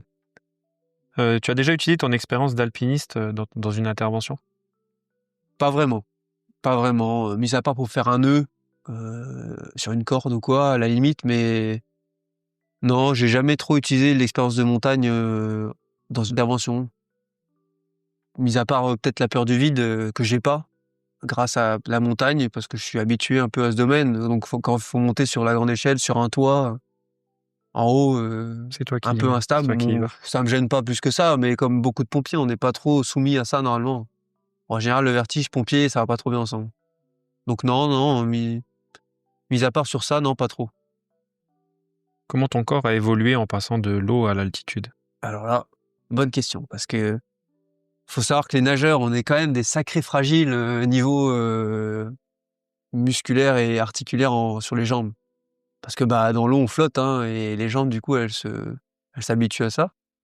Et quand tu as fait 10-12 ans de natation comme moi, à haut niveau, tout le temps dans l'eau, quand fallait aller courir au début de l'année en natation, Je pleurais, hein. J'avais pas envie d'y aller. C'est horrible. J'avais mal aux genoux, j'avais mal partout, je courais mal, j'avançais pas. Enfin, c'était un carnage. Et du coup, j'ai dû apprendre en fait à courir, à renforcer toute la chaîne postérieure, toutes les jambes. J'ai dû apprendre à renforcer les chevilles parce que pareil, bah t'as dû peut-être Théo, je sais pas s'il en a parlé, mais on a tous un problème aux chevilles ou des trucs comme ça. Non, mais on n'a pas parlé, mais oui, du coup. C'est vraiment, du coup, moi j'ai dû apprendre à ça en fait, renforcer les jambes pour tenir les 40 jours de marche non-stop que je vais faire cette année ou pour tenir les expéditions comme j'ai fait l'année dernière. C'est pas du tout le même niveau sur les jambes. Par contre, le haut du corps, ça allait très bien. Ça, il y avait pas de souci. Et cardio, c'était bon aussi. En fait, tout ce qui me manquait, c'était les jambes. Et ça, je travaille encore là aujourd'hui. Ça va beaucoup mieux. J'ai plus de problèmes. Par contre, ouais, c'est un travail permanent. Hein. Faut pas perdre ce que j'ai eu déjà. Ouais, tu partais d'un peu C'est plus ça. loin, je pense. Ah Du oui. coup, comme tu dis, Oh là si tu oui. marchais déjà pas Oh là oui. au quotidien, mais Ouais. que tu flottais. Alors, ouais. Mais alors maintenant, en marche et tout, j'ai plus de problème. Course à pied, pareil, j'ai pas de problème. J'ai pas mal, j'ai rien. Je cours à une très bonne vitesse, machin. Pour la piste, c'est nickel. Par contre, on me verra jamais dans un sport comme le foot. Hein. C'est comme une girafe qui s'en mêle les pattes. Hein. C'est vraiment, ah ouais, non, la coordination sur les jambes, c'est catastrophique. Et en général, les nageurs, c'est ça. Hein. C'est très, très dur sur la coordination des jambes. Par Ouais, bon, après, l'habitude, ça quoi. s'apprend, c'est comme tout, mais Ouais. ouais, quand tu pars de loin. Ah ouais, là, c'est. Du coup, dans ce sens-là, mon corps a beaucoup évolué. Ouais. Je suis passé un peu comme l'évolution Darwin, passer de l'eau à la terre. Hein. Et non, j'ai dû renforcer tout ça. C'est vrai que c'est fou, on n'y pense pas, mais Mm. quels sont les signaux que tu surveilles en haute montagne pour éviter justement le surmenage ou le mal aigu des montagnes? Alors, quand j'étais dans les Alpes, en général, vu qu'on monte assez vite, comme je te l'ai dit, là, je regarde les signes directs, genre un mal de crâne qui arrive rapidement, ou tu sais, des nausées, des vertiges, un peu des trucs comme ça. Ça, je regarde beaucoup parce que vu qu'on monte vite, ça peut arriver d'un coup. En Himalaya, c'est plus compliqué parce que tu peux t'endormir le soir, t'as rien. Le lendemain matin, barre dans le crâne et ça va pas. Et en fait, en Himalaya, du coup, je regarde plus, pas forcément le mal de crâne, parce que le mal de crâne, en fait, j'ai connu des jours où j'avais mal. Voilà, mais c'est pas extrême, mais t'as mal, c'est assez chiant, quoi. Et ça arrive à tout le monde quasiment. Et du coup, je regarde plus la notion de vomissement, vertige, pareil, tous les signes-là, ou difficultés respiratoires un peu bizarres que j'aurais pas eu l'habitude d'avoir, des glaires un peu qui changent de couleur, des trucs comme ça. Là, il faut faire attention. Là, c'est là que ça peut basculer un peu dans le mauvais Tu as sens. quand même des médecins sur Mm. le camp de base qui Non. sont là? Ah non, il y a Non, pas. non, il y a rien. Non, y a rien. Si vraiment j'ai un truc, je peux appeler. Hein. Je peux me débrouiller pour appeler en France un vrai médecin entre guillemets. Mais avant de partir, en fait, je prévois tout pour pouvoir faire de l'automédication sur place pour éviter tout ça en fait. J'ai été voir des médecins de haute montagne à Nancy. J'ai mon médecin à moi qui me fait des espèces de petites trousses de tout ce qu'il peut me donner en trucs pour lutter contre le vomissement, les mal de tête, les peut-être problèmes respiratoires de base comme de l'asthme, machin, qui pourraient arriver en altitude ou quoi, enfin n'importe quoi. Il connaît mieux que ça que moi et je lui dis bah j'ai besoin de tout ça. Il me fait une petite liste, je prends tout ça dans mon sac. J'ai des médicaments au cas où pour aider le corps à s'acclimater un tout petit peu plus vite à l'altitude, genre le Diamox ou le Viagra. C'est bizarre, mais le Viagra vasodilatateur, ça permet d'envoyer un peu plus de sang et d'oxygène du coup aux poumons, tout ça. Ça peut éviter l'œdème pulmonaire ou l'œdème cérébral. Donc en fait, ça, c'est des médicaments que j'ai au cas où. Et si à un moment donné, euh, j'entre dans ce domaine que le médecin m'a dit, ou à ce moment-là, tu peux penser à le prendre, bah, je le prends ou pas. C'est moi qui décide. Donc tant que ça reste de faisable pour moi, je le fais. Mais quand ça devient au-dessus, là, en général, je redescends. On redescendra plus bas. Et là, j'appellerai un médecin. Ou alors, si vraiment c'est trop grave, c'est hélico, hôpital de la Ouais, capitale. Et direct. c'est Mais fini. c'est fou qu'il n'y ait pas de médecin. Parce que... Bon, on est tous sensibilisés au mal aigu des montagnes, au risque des maladies, tout ça. On peut penser, par exemple, si tu as une petite bronchite ou quoi, tu sais, tu peux dire, bon, à mon avis, c'est une bronchite, des trucs comme ça, mais on n'est pas médecin, donc on n'y connaît rien. Mais les mecs, avec l'expérience qu'on a en montagne, ou les Sherpas surtout, l'expérience qu'ils ont sur les 8000, ils arrivent à te dire, attends encore un peu, peut-être un jour, et on verra. Par contre, si à un moment, toi, tu dis stop, c'est stop, tu redescends. Point. Oui, c'est toi qui te connais, c'est Voilà. toi qui as le ressenti, bien sûr. Donc, c'est du bidouillage encore. Est-ce que l'alpinisme, c'est aussi du bien-être ou c'est 100% souffrance et dépassement de soi? C'est du bien-être forcément parce qu'on n'y retournerait pas sinon.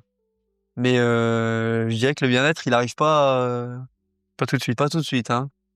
Il est pas tout de suite là. C'est beaucoup de souffrance, c'est vachement dur, quand tu es là-bas, en fait. Quand tu es là-bas, il y a ce moment où tu passes de l'euphorie d'y être à: «Waouh, là, ça commence à être dur». Tu commences à penser à rentrer quand tu étais bien chez toi, des trucs comme ça. Du coup, là, ça devient vraiment, vraiment dur. Du coup, tu souffres avec le froid, l'altitude et quand tu reviens à la capitale, ça va un peu mieux. Quand tu rentres chez toi, c'est tout beau, tout rose. Tu as presque oublié que tu avais eu mal et c'est là que tu dis: «Bon, la prochaine». Mais c'est bizarre, hein, j'avais entendu, alors c'est pas moi qui l'ai dit ça, mais je sais plus qui c'est, un alpiniste connu, qui avait dit en alpinisme, il y a plusieurs phases. Il y a la phase, d'euphorie, du départ. Il y a la phase, d'euphorie d'arriver sur le camp, de pouvoir voir la montagne pour la première fois, de mettre les premiers pieds dessus. Il y a, ce sentiment de, bah, comme on disait, «Qu'est-ce que je fous là? C'est dur, enfin, faut que je me casse quoi, j'ai rien à faire là». Il y a ce truc du sommet. Il y a la phase dans la descente où c'est très dur et tu te dis: «Waouh, à tout moment, c'est la fin, quoi». Et il y a le sentiment de: «Bon, on repart quand?» parce que voilà, tu tout oublié, tu retiens que les bons moments et à quand le prochain, sommet, quoi. Ouais, quand tu es là-bas, c'est ton Ouais, quotidien qui te manque et quand tu reviens, c'est c'est ça. vraiment, Ouais, la c'est ça. montagne qui te manque, Là, quoi. ça fait 1 an, j'y pense souvent, quoi, tout le temps. Bon après, la préparation, elle est tout le temps là aussi, mais j'ai tout le temps à dire: «Waouh». Oui, tu pas ce visuel, quoi. Tu Ouais, vraiment que le côté vraiment effort mmh. et pas le visuel, quoi. Ouais, c'est ça. Alors que là-bas, quand t'es là-bas, les paysages, tu dis: «Ouais, c'est beau, mais franchement, là, je veux rentrer, quoi». Alors que non, quand t'es là, quand t'es ici, tu dis: «Waouh, j'aimerais bien revoir ça, quoi». Tu vois pas, hein, c'est comme ce qu'on disait, c'est un peu la lune, quoi. C'est pas beaucoup de gens vont, surtout les 8000, c'est pas beaucoup de gens y vont non plus. Ça reste un peu inaccessible comme endroit, hein, faut pas l'oublier. Donc tu dis: «J'ai envie de les revoir, quoi». Un mot pour définir ce que représente la montagne pour toi? Ah, je dirais que c'est un peu, pour moi, ça représente un peu la liberté, je dirais. C'est un peu, c'est pas extrêmement, développé comme mot, mais quand tu es là-bas, il y a un peu ce sentiment de tu es libre, quoi. Tu sais, tu es plus emmerdé avec, le boulot, même si j'adore mon boulot, hein, mais tu es plus emmerdé avec le boulot, les factures de la ville, l'essence à payer pour aller, à droite à gauche, n'importe quoi.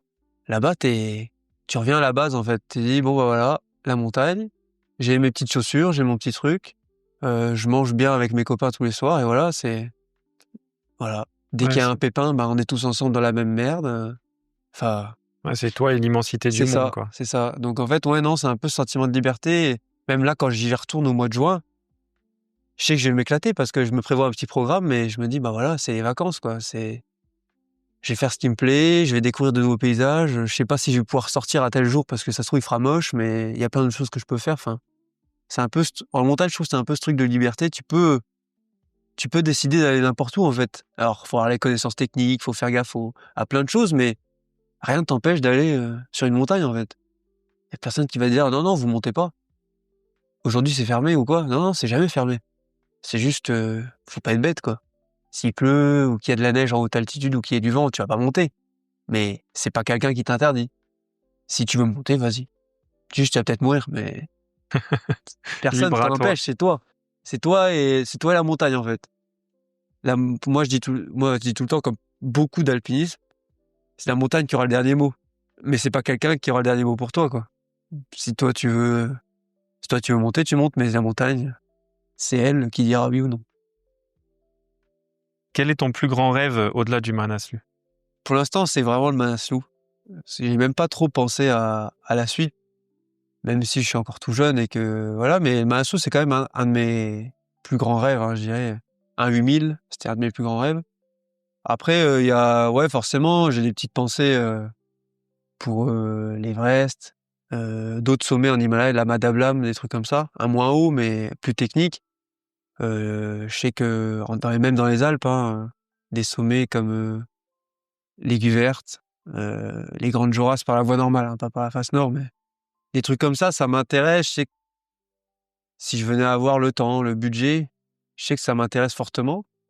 Donc voilà, mais après, par exemple, l'Aiguille Verte, je pense que j'irai, des trucs comme ça, mais l'Everest, je suis pas sûr d'y aller un jour. Que juste par rapport au budget que ça prévoit, le temps que ça me demanderait, parce que là, le Manaslu, c'est 40 jours, l'Everest, c'est 60. Là, pour se libérer au boulot, c'est un autre niveau. Même le budget, on est sur 60 000 € pour l'Everest, hein. Même si c'est énorme comme budget, quoi. Oui, c'est le projet d'une chaud. vie, certes, mais bien sûr, c'est Donc un grand voilà, budget. après, Parce que là, on est à combien pour un... là, pour le Manaslu, j'ai à peu près 26 000 € de budget Ok. pour y aller. Alors moi, j'ai des sponsors qui m'aident et qui, heureusement, qui sont là d'ailleurs, qui me soutiennent. Mais faut savoir que j'ai mis quand même une bonne partie de ma poche aussi. Et quand je vois, par les temps qui courent, la difficulté d'aller chercher des sponsors, d'aller demander de l'argent à des entreprises, surtout que je suis pas du tout comme ça, j'aime pas demander de l'argent aux gens, hein. Mais là, tu pas le choix parce que c'est des budgets qui sont colossaux et en fait, c'est hyper dur, quoi. Par les temps qui courent actuels, enfin, il y a beaucoup d'entreprises qui refusent, sont ouais. très près de leur argent, je peux comprendre aussi, hein. Oui, avec les temps qui Du courent, coup, surtout en France, c'est vrai que c'est très dur d'aller chercher de l'argent. C'est dur pour tout le monde, niveau, budget, salaire et tout parce que, bah, on est dans une phase un peu compliquée. Du coup, c'est pas je dirais que c'est la partie la moins agréable du projet. Vraiment ça, c'est pas le truc que j'aime. Aller chercher de l'argent, demander à droite à gauche, être pas sûr de pouvoir, avoir assez d'argent pour t'en sortir financièrement, correctement. Ça, c'est un truc que revivre, faut vraiment le vouloir et là, 25 000 c'est énorme, mais aller chercher 60 000 €, l'Everest, ouais. c'est un autre niveau, hein. Là, je sais pas comment c'est possible d'ailleurs. Ouais, après, tout dépend de l'échelle de la personne Ouais, qui c'est va ça. aussi, Ouais, bah peut-être. oui, c'est ça. Mais là, par les temps qui courent, c'est compliqué, je pense. C'est très compliqué. Mais non, non, ouais, j'ai d'autres rêves. Après, je dis pas, s'il y a même au-delà de la montagne, j'aimerais bien faire, je sais pas, du parachute, des sauts en parachute, des trucs comme ça, enfin plein de trucs, c'est des petits rêves, mais à faire quoi, dans une vie. Même visiter des villes, hein, New York, Los Angeles, des trucs comme ça, des voyages tout simplement. Ouais, ça, c'est déjà Sans des parler trucs de plus sport. atteignables, Ouais, quoi. voilà, sans parler de sport, extrême. Mais je sais que là, je suis à fond sur le Manaslu, mais j'en ai déjà parlé avec un guide là-bas. Avec mon guide de l'année dernière, il me dit: «Il y a des chances que je reparte encore l'année d'après». Au Népal pour, un sommet, c'est quasi sûr. Tu pas à décrocher comme ça. Ça, c'est vraiment une drogue. Ouais, c'est bizarre un peu, hein. Pourtant je l'avais dit à mes parents, je l'avais dit: «Après le 8 000, j'arrête les conneries, c'est bon, fin». Parce qu'ils s'inquiètent beaucoup Je pour toi repars quand dans tu ouais. pars? Bah, ils me le disent pas, ils me soutiennent à mort et tout, ils me le disent pas, hein, mais ouais, ouais, il y a forcément de l'inquiétude, surtout que là, on entre dans un domaine qu'ils connaissent pas du tout. Ils ont découvert l'Himalaya avec moi, par les photos l'année dernière, ils étaient déjà très inquiets, mais là, on entre dans un autre niveau. Alors ils font confiance, ils savent avec l'équipe que je pars, les mecs, ils ont de l'expérience de fou. Moi, ils me font confiance, enfin, ils savent que j'ai de l'expérience aussi maintenant. Tous les gens qui m'aident et tout, ils savent que ça va aller, mais c'est des parents, ils s'inquiètent toujours et quand ils ont plus de nouvelles depuis 4 5 jours, alors qu'ils savent que j'ai pas le choix, hein, mais Oui, parce que forcément là-bas, ils comme tu dis, t'as pas de réseau, tu peux pas envoyer des nouvelles ah tout le non, temps, hein. quoi. J'ai mon téléphone, un petit téléphone satellite là-bas qu'on a, mais pareil, même des fois, il passe pas. Alors, tu «Salut, aujourd'hui, je monte» et voilà, point. Plus de messages pendant 2 jours. Bah, là, Ouais, ouais, tu je me mets à m'étonnes. leur place, je me dis: «C'est hyper dur, L'inquiétude, elle doit être énorme, c'est ouais. hyper dur». Mais ouais, ouais, je leur avais dit, hein, je leur ai dit: «Après 8 000, j'arrêterai et tout, vous inquiétez pas, machin». Ouais, pas sûr, pas sûr. Mais quand même, quand ils voient l'équipement, ils rigolent un peu, mais je pense qu'ils se posent des questions quand même. Ils se disent: «Waouh, on n'a jamais vu un matos comme ça, ma combinaison, 8 000, truc qui rentre même pas dans mon armoire tellement c'est gros». Il dit: «Mais où il va là?» Forcément, ils ont peur. Si tu devais dire une phrase à un jeune qui n'ose pas se lancer dans son rêve, ce serait quoi? Ah, si je devais lui dire une phrase, ce serait un peu, un truc du genre, «Écoute, tu sais pas de quoi demain va être fait et si tu hésites en fait, hésite pas. Tant que tu es jeune, si tu as la ressource et que tu as la possibilité de le faire, vas-y, fonce en fait, parce que déjà demain, tu sais pas ce que tu vas faire et ça se trouve, tu auras plus jamais l'occasion de le faire en fait». Moi, je sais que faire 8 000 je voulais absolument le faire quand j'étais jeune parce que, bah, il y avait ce pourcentage de mortalité, ce risque de pas revenir, tous ces risques, tous ces trucs, qu'on maîtrise pas et je voulais le faire tant que j'avais pas d'attache, que j'avais pas, ma femme avec mes enfants, que j'avais pas tout ça. C'est dans ce domaine-là que je voulais le faire, mais même lui, peu importe le rêve qu'il a, il faut pas hésiter. Si un jour tu peux le faire, fais-le, parce qu'après, du coup, tu pourras faire autre chose. Et la vie, elle est pas si longue que ça en soi, hein. Faut profiter. Ah, c'est vrai que ça passe vite, ouais, comme Ouais, tu dis. faut profiter. Et tout ce que tu fais là, tu seras fier après quand tu l'auras fait et tu pourras le raconter à d'autres gens. Ça aussi, c'est un truc que j'aime bien, hein. Quand les gens s'intéressent, te demandent, t'as plein de détails qui te reviennent. Même toi, ça te remémore en fait ce qui s'est passé là-bas, hein. T'es pas là juste pour raconter ce que t'as fait et montrer des photos, non. Toi, ça te remet un peu dans... T'as la nostalgie de l'épisode de ta vie qui t'a marqué, quoi. Là, c'est important aussi, je trouve, d'avoir des trucs à raconter. De pas vivre la vie de monsieur et madame tout le monde. Même si je respecte, moi, j'ai la chance de pouvoir faire, entre guillemets, ce que je veux, dans le sens où je me donne les moyens de le faire, mais pour l'instant, j'y arrive à le faire. Mais je suis conscient qu'il y a des gens qui ont du mal à vivre ça et qui voudraient le vivre aussi, hein. Ah, mais c'est bien parce que du coup, à travers, justement, comme tu dis, ton Mmh. histoire, ce que tu racontes, c'est pas de l'arrogance, tu vois, de raconter, ouais, moi j'ai fait ci, moi j'ai Ouais, fait c'est ça. ça. Mais c'est vraiment transmettre. Moi, je pense que c'est plus, voilà, le Ouais. partage, la transmission de, Mmh. de ton expérience qui est vraiment sympa, quoi. Ouais, c'est ça. Et en plus, moi, ce que je dirais à un jeune comme ça qui voudrait se lancer, qui hésite, je dis: «Écoute, par les temps qui courent», et dit: «Déjà, avoir un projet comme ça», quand je vois la jeunesse d'aujourd'hui, c'est pas une globalité que je fais, mais c'est quand même, je trouve qu'ils ont les jeunes et tout, ils ont plus ce truc de: «Ah, j'aimerais bien faire ça, j'ai un rêve et tout, je vais me donner les moyens». Non, c'est un peu: «Oh bah, j'arriverai pas, bah, tant pis, je vais faire autre chose». Ils ont plus Le de but à mental, long ouais. terme, de trucs comme ça, donc en fait, tu auras, même d'un point de vue expérience, personnelle et tout, tu auras un truc, Ah, c'est hyper de fou enrichissant, bien sûr. par rapport aux autres, quoi. Mm. J'ai moi, à 23 ans, faire ce que j'ai fait, j'en suis très content et je sais qu'il y a pas beaucoup de jeunes de mon âge qui l'ont fait. Il y a des gens qui ont fait 10 fois mieux que moi, ça, j'en doute pas, mais je sais que moi, ça m'a beaucoup aidé et que ça m'aidera dans le futur. Et peu importe que ce soit la montagne, le judo ou n'importe quel sport ou n'importe quel, je sais pas, même inventer un truc informatique ou quoi, je dis: «Mais c'est des trucs de fou, quoi». Tant que tu as fait un truc que les autres arrivent pas à faire, c'est bien. Ouais, c'est gratifiant, ouais. Est-ce que ton Manaslu, c'est un peu ton Everest à la sauce Inoxtag? Parce que tu dis que tu vas filmer justement ton ascension. Est-ce que tu comptes après diffuser tout ça ou c'est vraiment que personnel pour toi, pour ta Bah, famille, tes amis? ouais, ah oui, oui, c'est un peu mon Manaslu, c'est un peu, le projet de Inoxtag, ouais, on va dire, mais en moins en plus, enfin, sans le critiquer, hein, ce qu'il a fait, c'est énorme, mais c'est en plus préparé. Ça fait beaucoup plus longtemps que je le prépare, que j'y pense. Alors parce que j'ai pas le choix aussi, hein, faut le dire, moi j'ai pas 1,5 million de budget, pour le faire, donc forcément, c'est sur plus long terme. Mais ouais, c'est un peu ça, je vais essayer de documenter un max comme lui. Alors ce qu'il a fait, il a une équipe de fous et Oui, oui, tout, bien sûr. c'est à un autre niveau, mais moi j'aimerais bien aussi, ouais, avoir, ne serait-ce que pour moi au début, avoir pas un petit film, mais ouais, une bonne vidéo de 40-45 minutes qui retrace un peu mes 40 jours que je vais passer là-bas, avec tout ce que je vis, j'ai essayé de me filmer moi en me donnant mes idées du jour, Ouais, ton comment je ressenti, me comment sens, tu es ouais, dans tout la ça. journée, ouais.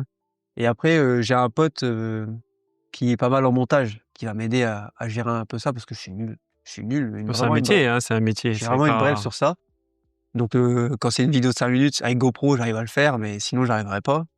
Donc là, ouais, il y aura j'aurai 2 caméras plus mon téléphone en basse altitude qui marche encore. Donc ça fera des belles photos et je vais essayer d'en faire un max, ouais.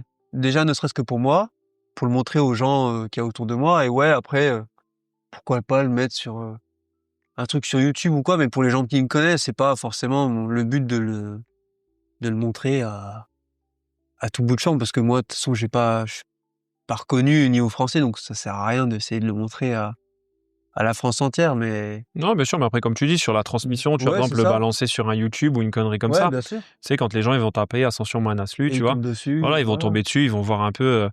Ça permet un peu de transmettre ce que toi, tu as appris des autres, bah, le transmettre Ouais, à c'est ça, quelqu'un qui pourrait se préparer, par c'est exemple. ça. Ouais. Alors je sais que par exemple, là, j'ai déjà des gens qui m'ont envoyé des messages sur les réseaux, tout ça, pour me demander mon expérience l'année dernière, sur les sommets de 6000 et tout, parce qu'eux, ils vont potentiellement y aller.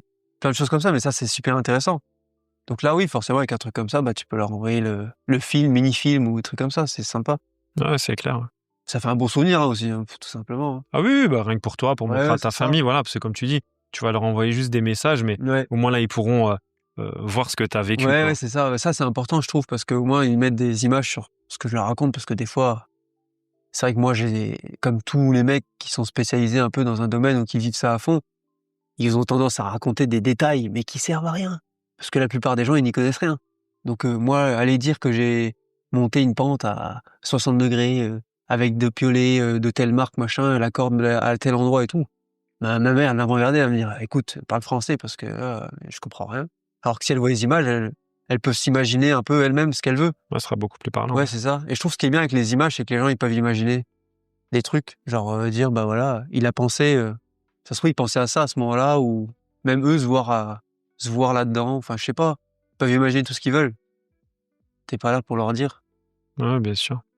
Tu fais ça aussi dans le but d'une association, Mmh. l'œuvre des pupilles de France, c'est ça? Ouais, c'est ça. C'est pour donner de la visibilité un peu à cette assos qui est en rapport avec mon métier, du coup. Hein, parce qu'ils aident, l'œuvre des pupilles, ils aident, les enfants et les familles de sapeurs-pompiers, décédés en ou hors commandement, direct. Donc en fait, c'est une assoce qui a beaucoup d'importance chez nous, quoi. Donc ça me tenait à cœur de faire ça pour eux, pour les enfants qui ont perdu leurs, parents pompiers ou n'importe quoi. Et donc je le fais pour eux, pour donner la visibilité et s'il me restait un peu d'argent à la fin des sponsoring, tout ça, ça sera reversé entièrement à eux pour, aider, ces personnes-là qui ont perdu un être cher, quoi. Ok, on peut faire aussi un don pour t'aider à financer le projet, du coup, entreprise ou particulier? Ouais, c'est ça. Alors, entreprise, le plus facile, ça serait de me contacter directement par mail ou par, les réseaux, hein, tout simplement. Ça c'est plus facile parce que je peux donner, j'ai créé une assoce à mon nom pour pouvoir faire des reçus fiscaux, pour que les entreprises puissent défiscaliser, 60 du montant qu'ils donnent. Ça a toujours un avantage, hein, Bien sûr, oui. c'est Oui, pas de ça leur l'argent fait de la pub, permet de défiscaliser également. ouais, c'est de l'argent qu'ils donneront pas aux impôts, hein, comme ça. Non, mais en vrai, faut le dire, hein, tout le monde est content dans ce domaine et après des dons particuliers, bah, je peux aussi redonner des reçus fiscaux à des particuliers, hein, ça, il y a pas de Donc le plus facile, donc, c'est de te contacter directement via les réseaux, ouais, Instagram, Facebook, c'est ça, même Lilian pour un Chug. particulier. Ouais, Instagram Lilian-Chug 2506 et Facebook Lilian Chug tout simplement. De toute façon, je mettrai directement Ouais, les voilà liens et dans la description. donc ça, c'est le plus facile. Après, sur mon Facebook, on peut retrouver, j'avais une cagnotte, Hello, Asso que j'avais créée. On peut donner aussi là-dessus, mais le plus facile, c'est de me contacter en direct et à la limite qu'on se rencontre ou si les gens, sont un peu plus loin, bah, on essaie de gérer ça à distance ou quoi. Il y a pas de souci. Il y a toujours moyen de s'arranger là-dessus et voilà, hein. On va revenir aussi du coup sur ta dernière compétition en janvier de cette année. Ouais. C'était quand même retourné à l'eau malgré tout et en plus, pas pour rien parce que quand même pour une grosse compétition, tu peux nous en dire un peu plus? Ouais, bah, du coup, c'était avec Théo, hein, celui qui traverse la Manche. On était repartis, du coup déjà, début décembre, à Megève pour les championnats de France en eau glacée de natation et en fait, c'était un délire, qu'on s'était mis, déjà l'année d'avant et en fait, ça avait été annulé à cause des conditions météo et on avait dit: «Bon vas-y, viens on y va, on est des retraités, on en a rien à faire, on y va pour rigoler quoi, juste pour voir». Ça faisait des vacances un peu dans les Alpes en plus, c'était sympa et du coup, on y allait comme ça, on dit: «Il y a moyen d'avoir une médaille, on sait jamais». Les premières en eau glacée du coup? 1er en eau glacée. On savait pas ce que c'était, hein, on savait que l'eau était froide, mais on avait un petit bain froid chacun dans notre jardin.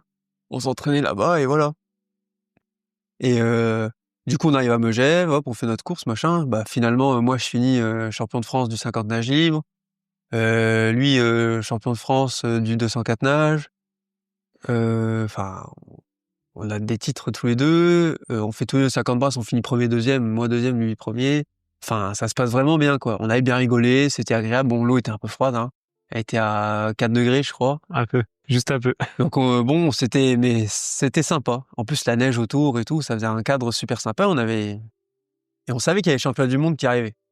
Mais on avait regardé vite fait, on avait dit: «Bon, ça va nous coûter une blinde, le week-end, il va nous revenir à 1 500 balles par personne».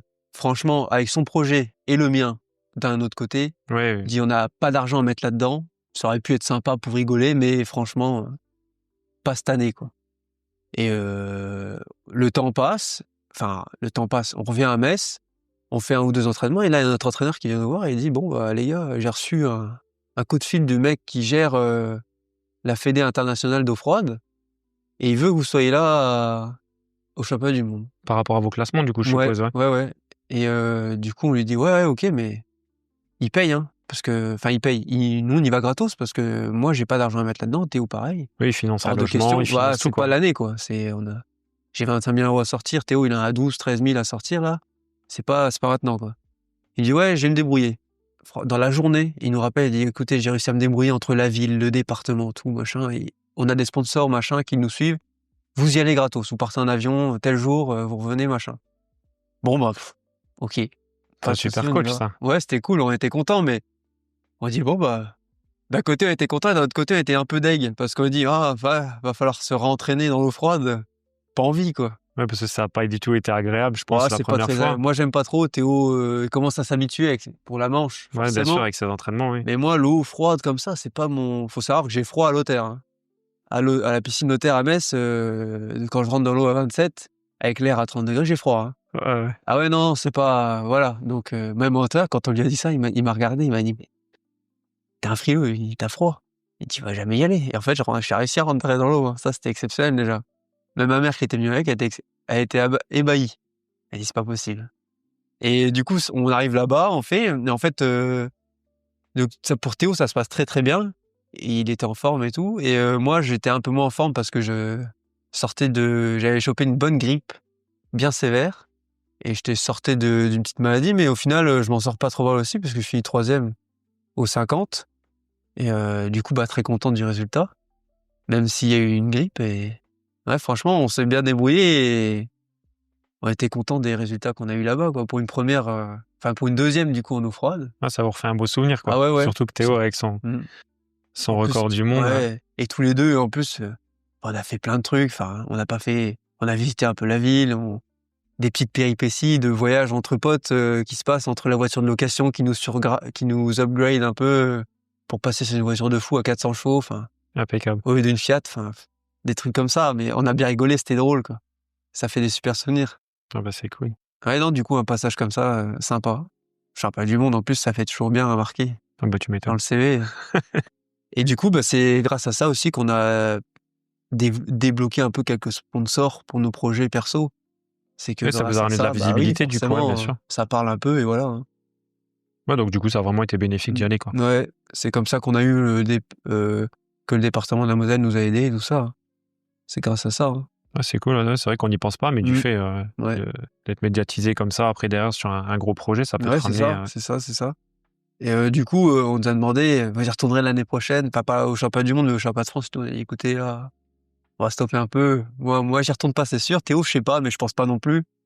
Pour l'instant, on va stopper un peu le truc, mais moi et Théo, on continue à nager, Théo plus que moi, du coup, forcément, mais moi, je nage encore 2 3 fois par semaine, avec Ah le ouais, quand club, ouais. même, ouais. Ah oui, oui. Ouais, ouais. Ouais, parce que surtout que tu restes aussi, avec une dernière casquette, qui est bénévole au club Gambetta pour les bébés nageurs. C'est ça, ouais. C'est le club où j'ai appris à nager, en fait. Où mes parents m'ont mis quand j'avais 3 mois, bah, c'était au bébé nageur aussi et c'est là qu'ils m'ont appris, à me débrouiller dans l'eau, à patauger un peu et du coup, bah, j'aide, dans cette, assos, là-bas aussi et non, c'est sympa, c'est un peu un club ambiance, familiale. Donc c'est pas prise de tête, il y a pas de compétition et tout ça. Donc vraiment, on est là pour aider les gens à se développer, dans l'eau, leurs techniques ou même les rudiments, flotter, tout ça et c'est super sympa. En plus, tous les bénévoles sont sympas, l'ambiance est cool.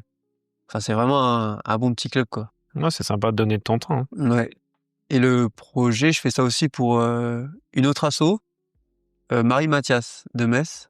D'accord. C'est, 2 jeunes, qui sont décédés dans les attentats du Bataclan en 2015 et en fait, leurs parents ont créé une assos à Metz et il s'avère que, un des 2 parents, le père de Mathias, c'était mon prof de physique au lycée.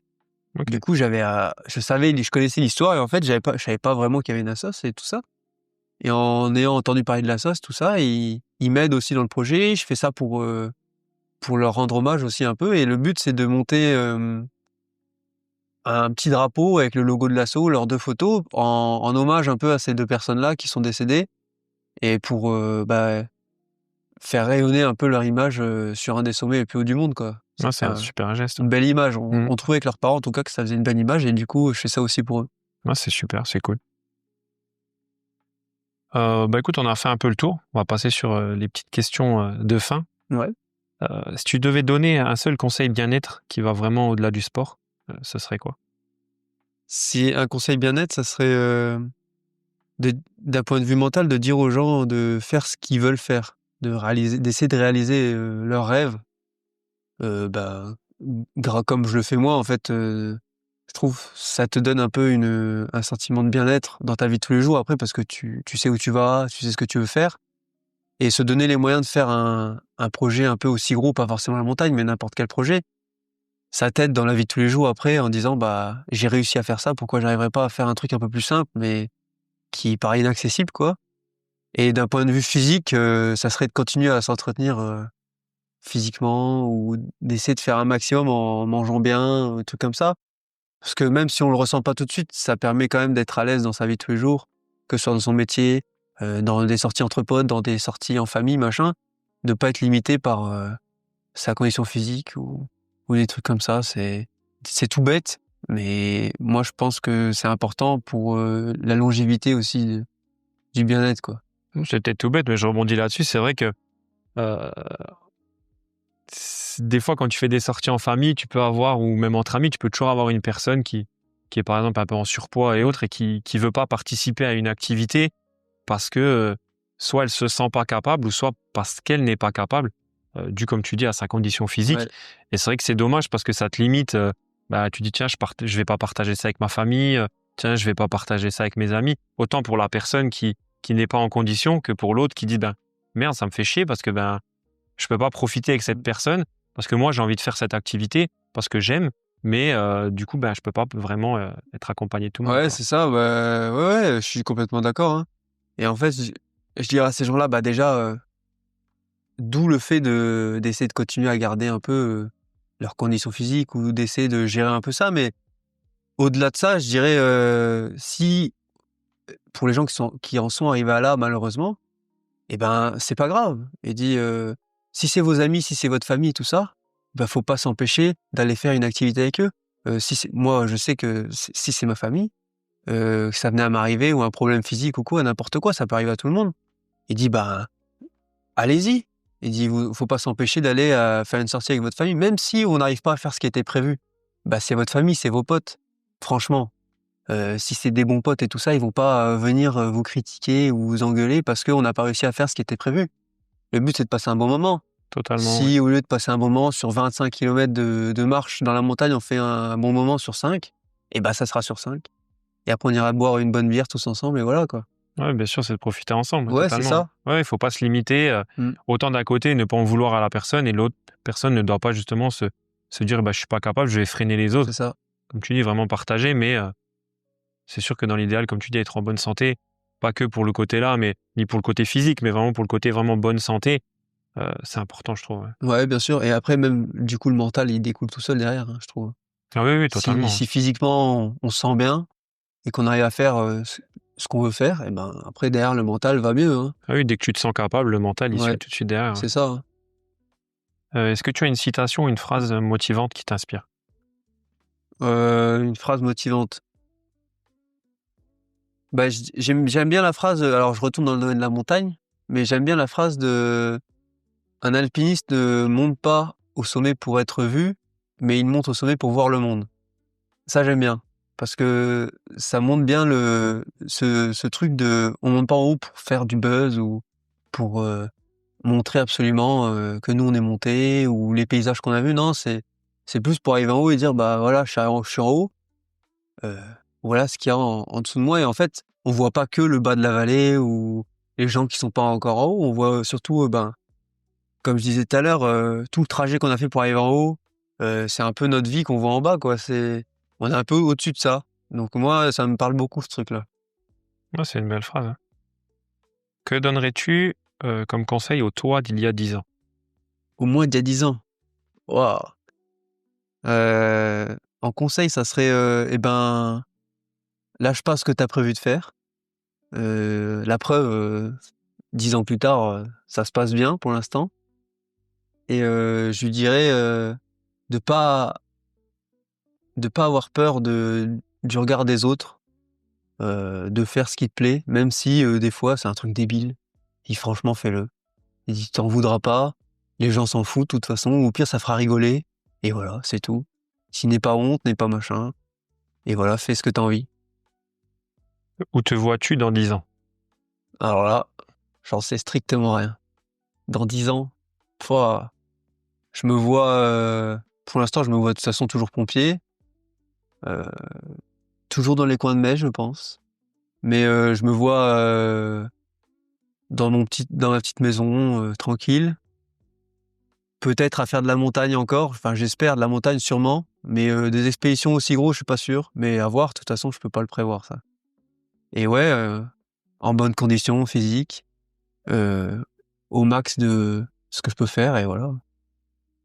Est-ce que tu as un projet perso ou pro en cours, autre que le Manaslu du coup?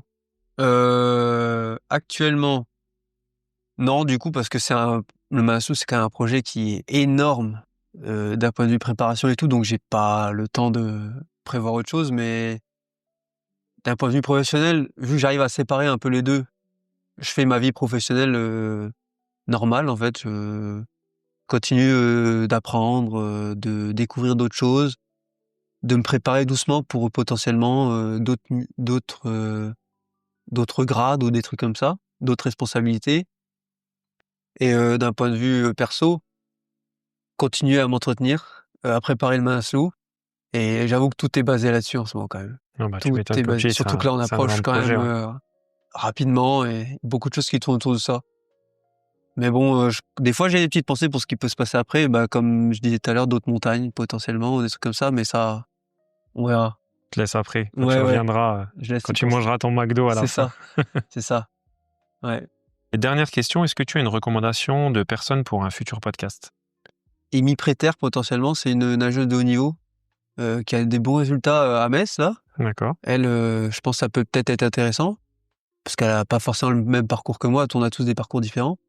Et après, je sais qu'il y a Jonathan en montagne, John Horn, Jonathan, Kleubert, le Messin qui a fait l'Everest. OK. Du coup, lui, il a gravi l'Everest, le Lhotse, il avait fait une tentative au Manaslu et il a fait un sommet, la Madablam en solo. Il a fait des trucs pas mal et je pense qu'en expérience de mec qui a déjà fait de la haute montagne comme l'Everest et tout, ça peut être, intéressant aussi. OK, bah, écoute, je retiens les 2 noms là et puis, j'essaierai de les contacter alors pour voir s'ils sont intéressés. OK, bah, écoute, merci Lilian, je te souhaite une, bonne journée et puis à bientôt. Ouais, bah, merci à toi, à la prochaine. Quand on écoute Lilian, on comprend que la montagne, ce n'est pas juste une histoire de sommet, mais de trajectoire. Une quête intérieure, un équilibre entre le feu du dépassement de soi et le calme du silence là-haut. Merci à toi Lilian pour ce partage brut, sincère et motivant. Si cet épisode vous a inspiré, pensez à le partager, à en parler autour de vous et surtout à bouger, respirer, explorer. Que ce soit en maillot ou en crampon, chaque pas compte. On se retrouve très vite pour un nouvel épisode. En attendant, prenez soin de vous, restez focus et on enclenche le changement. À plus, bye bye.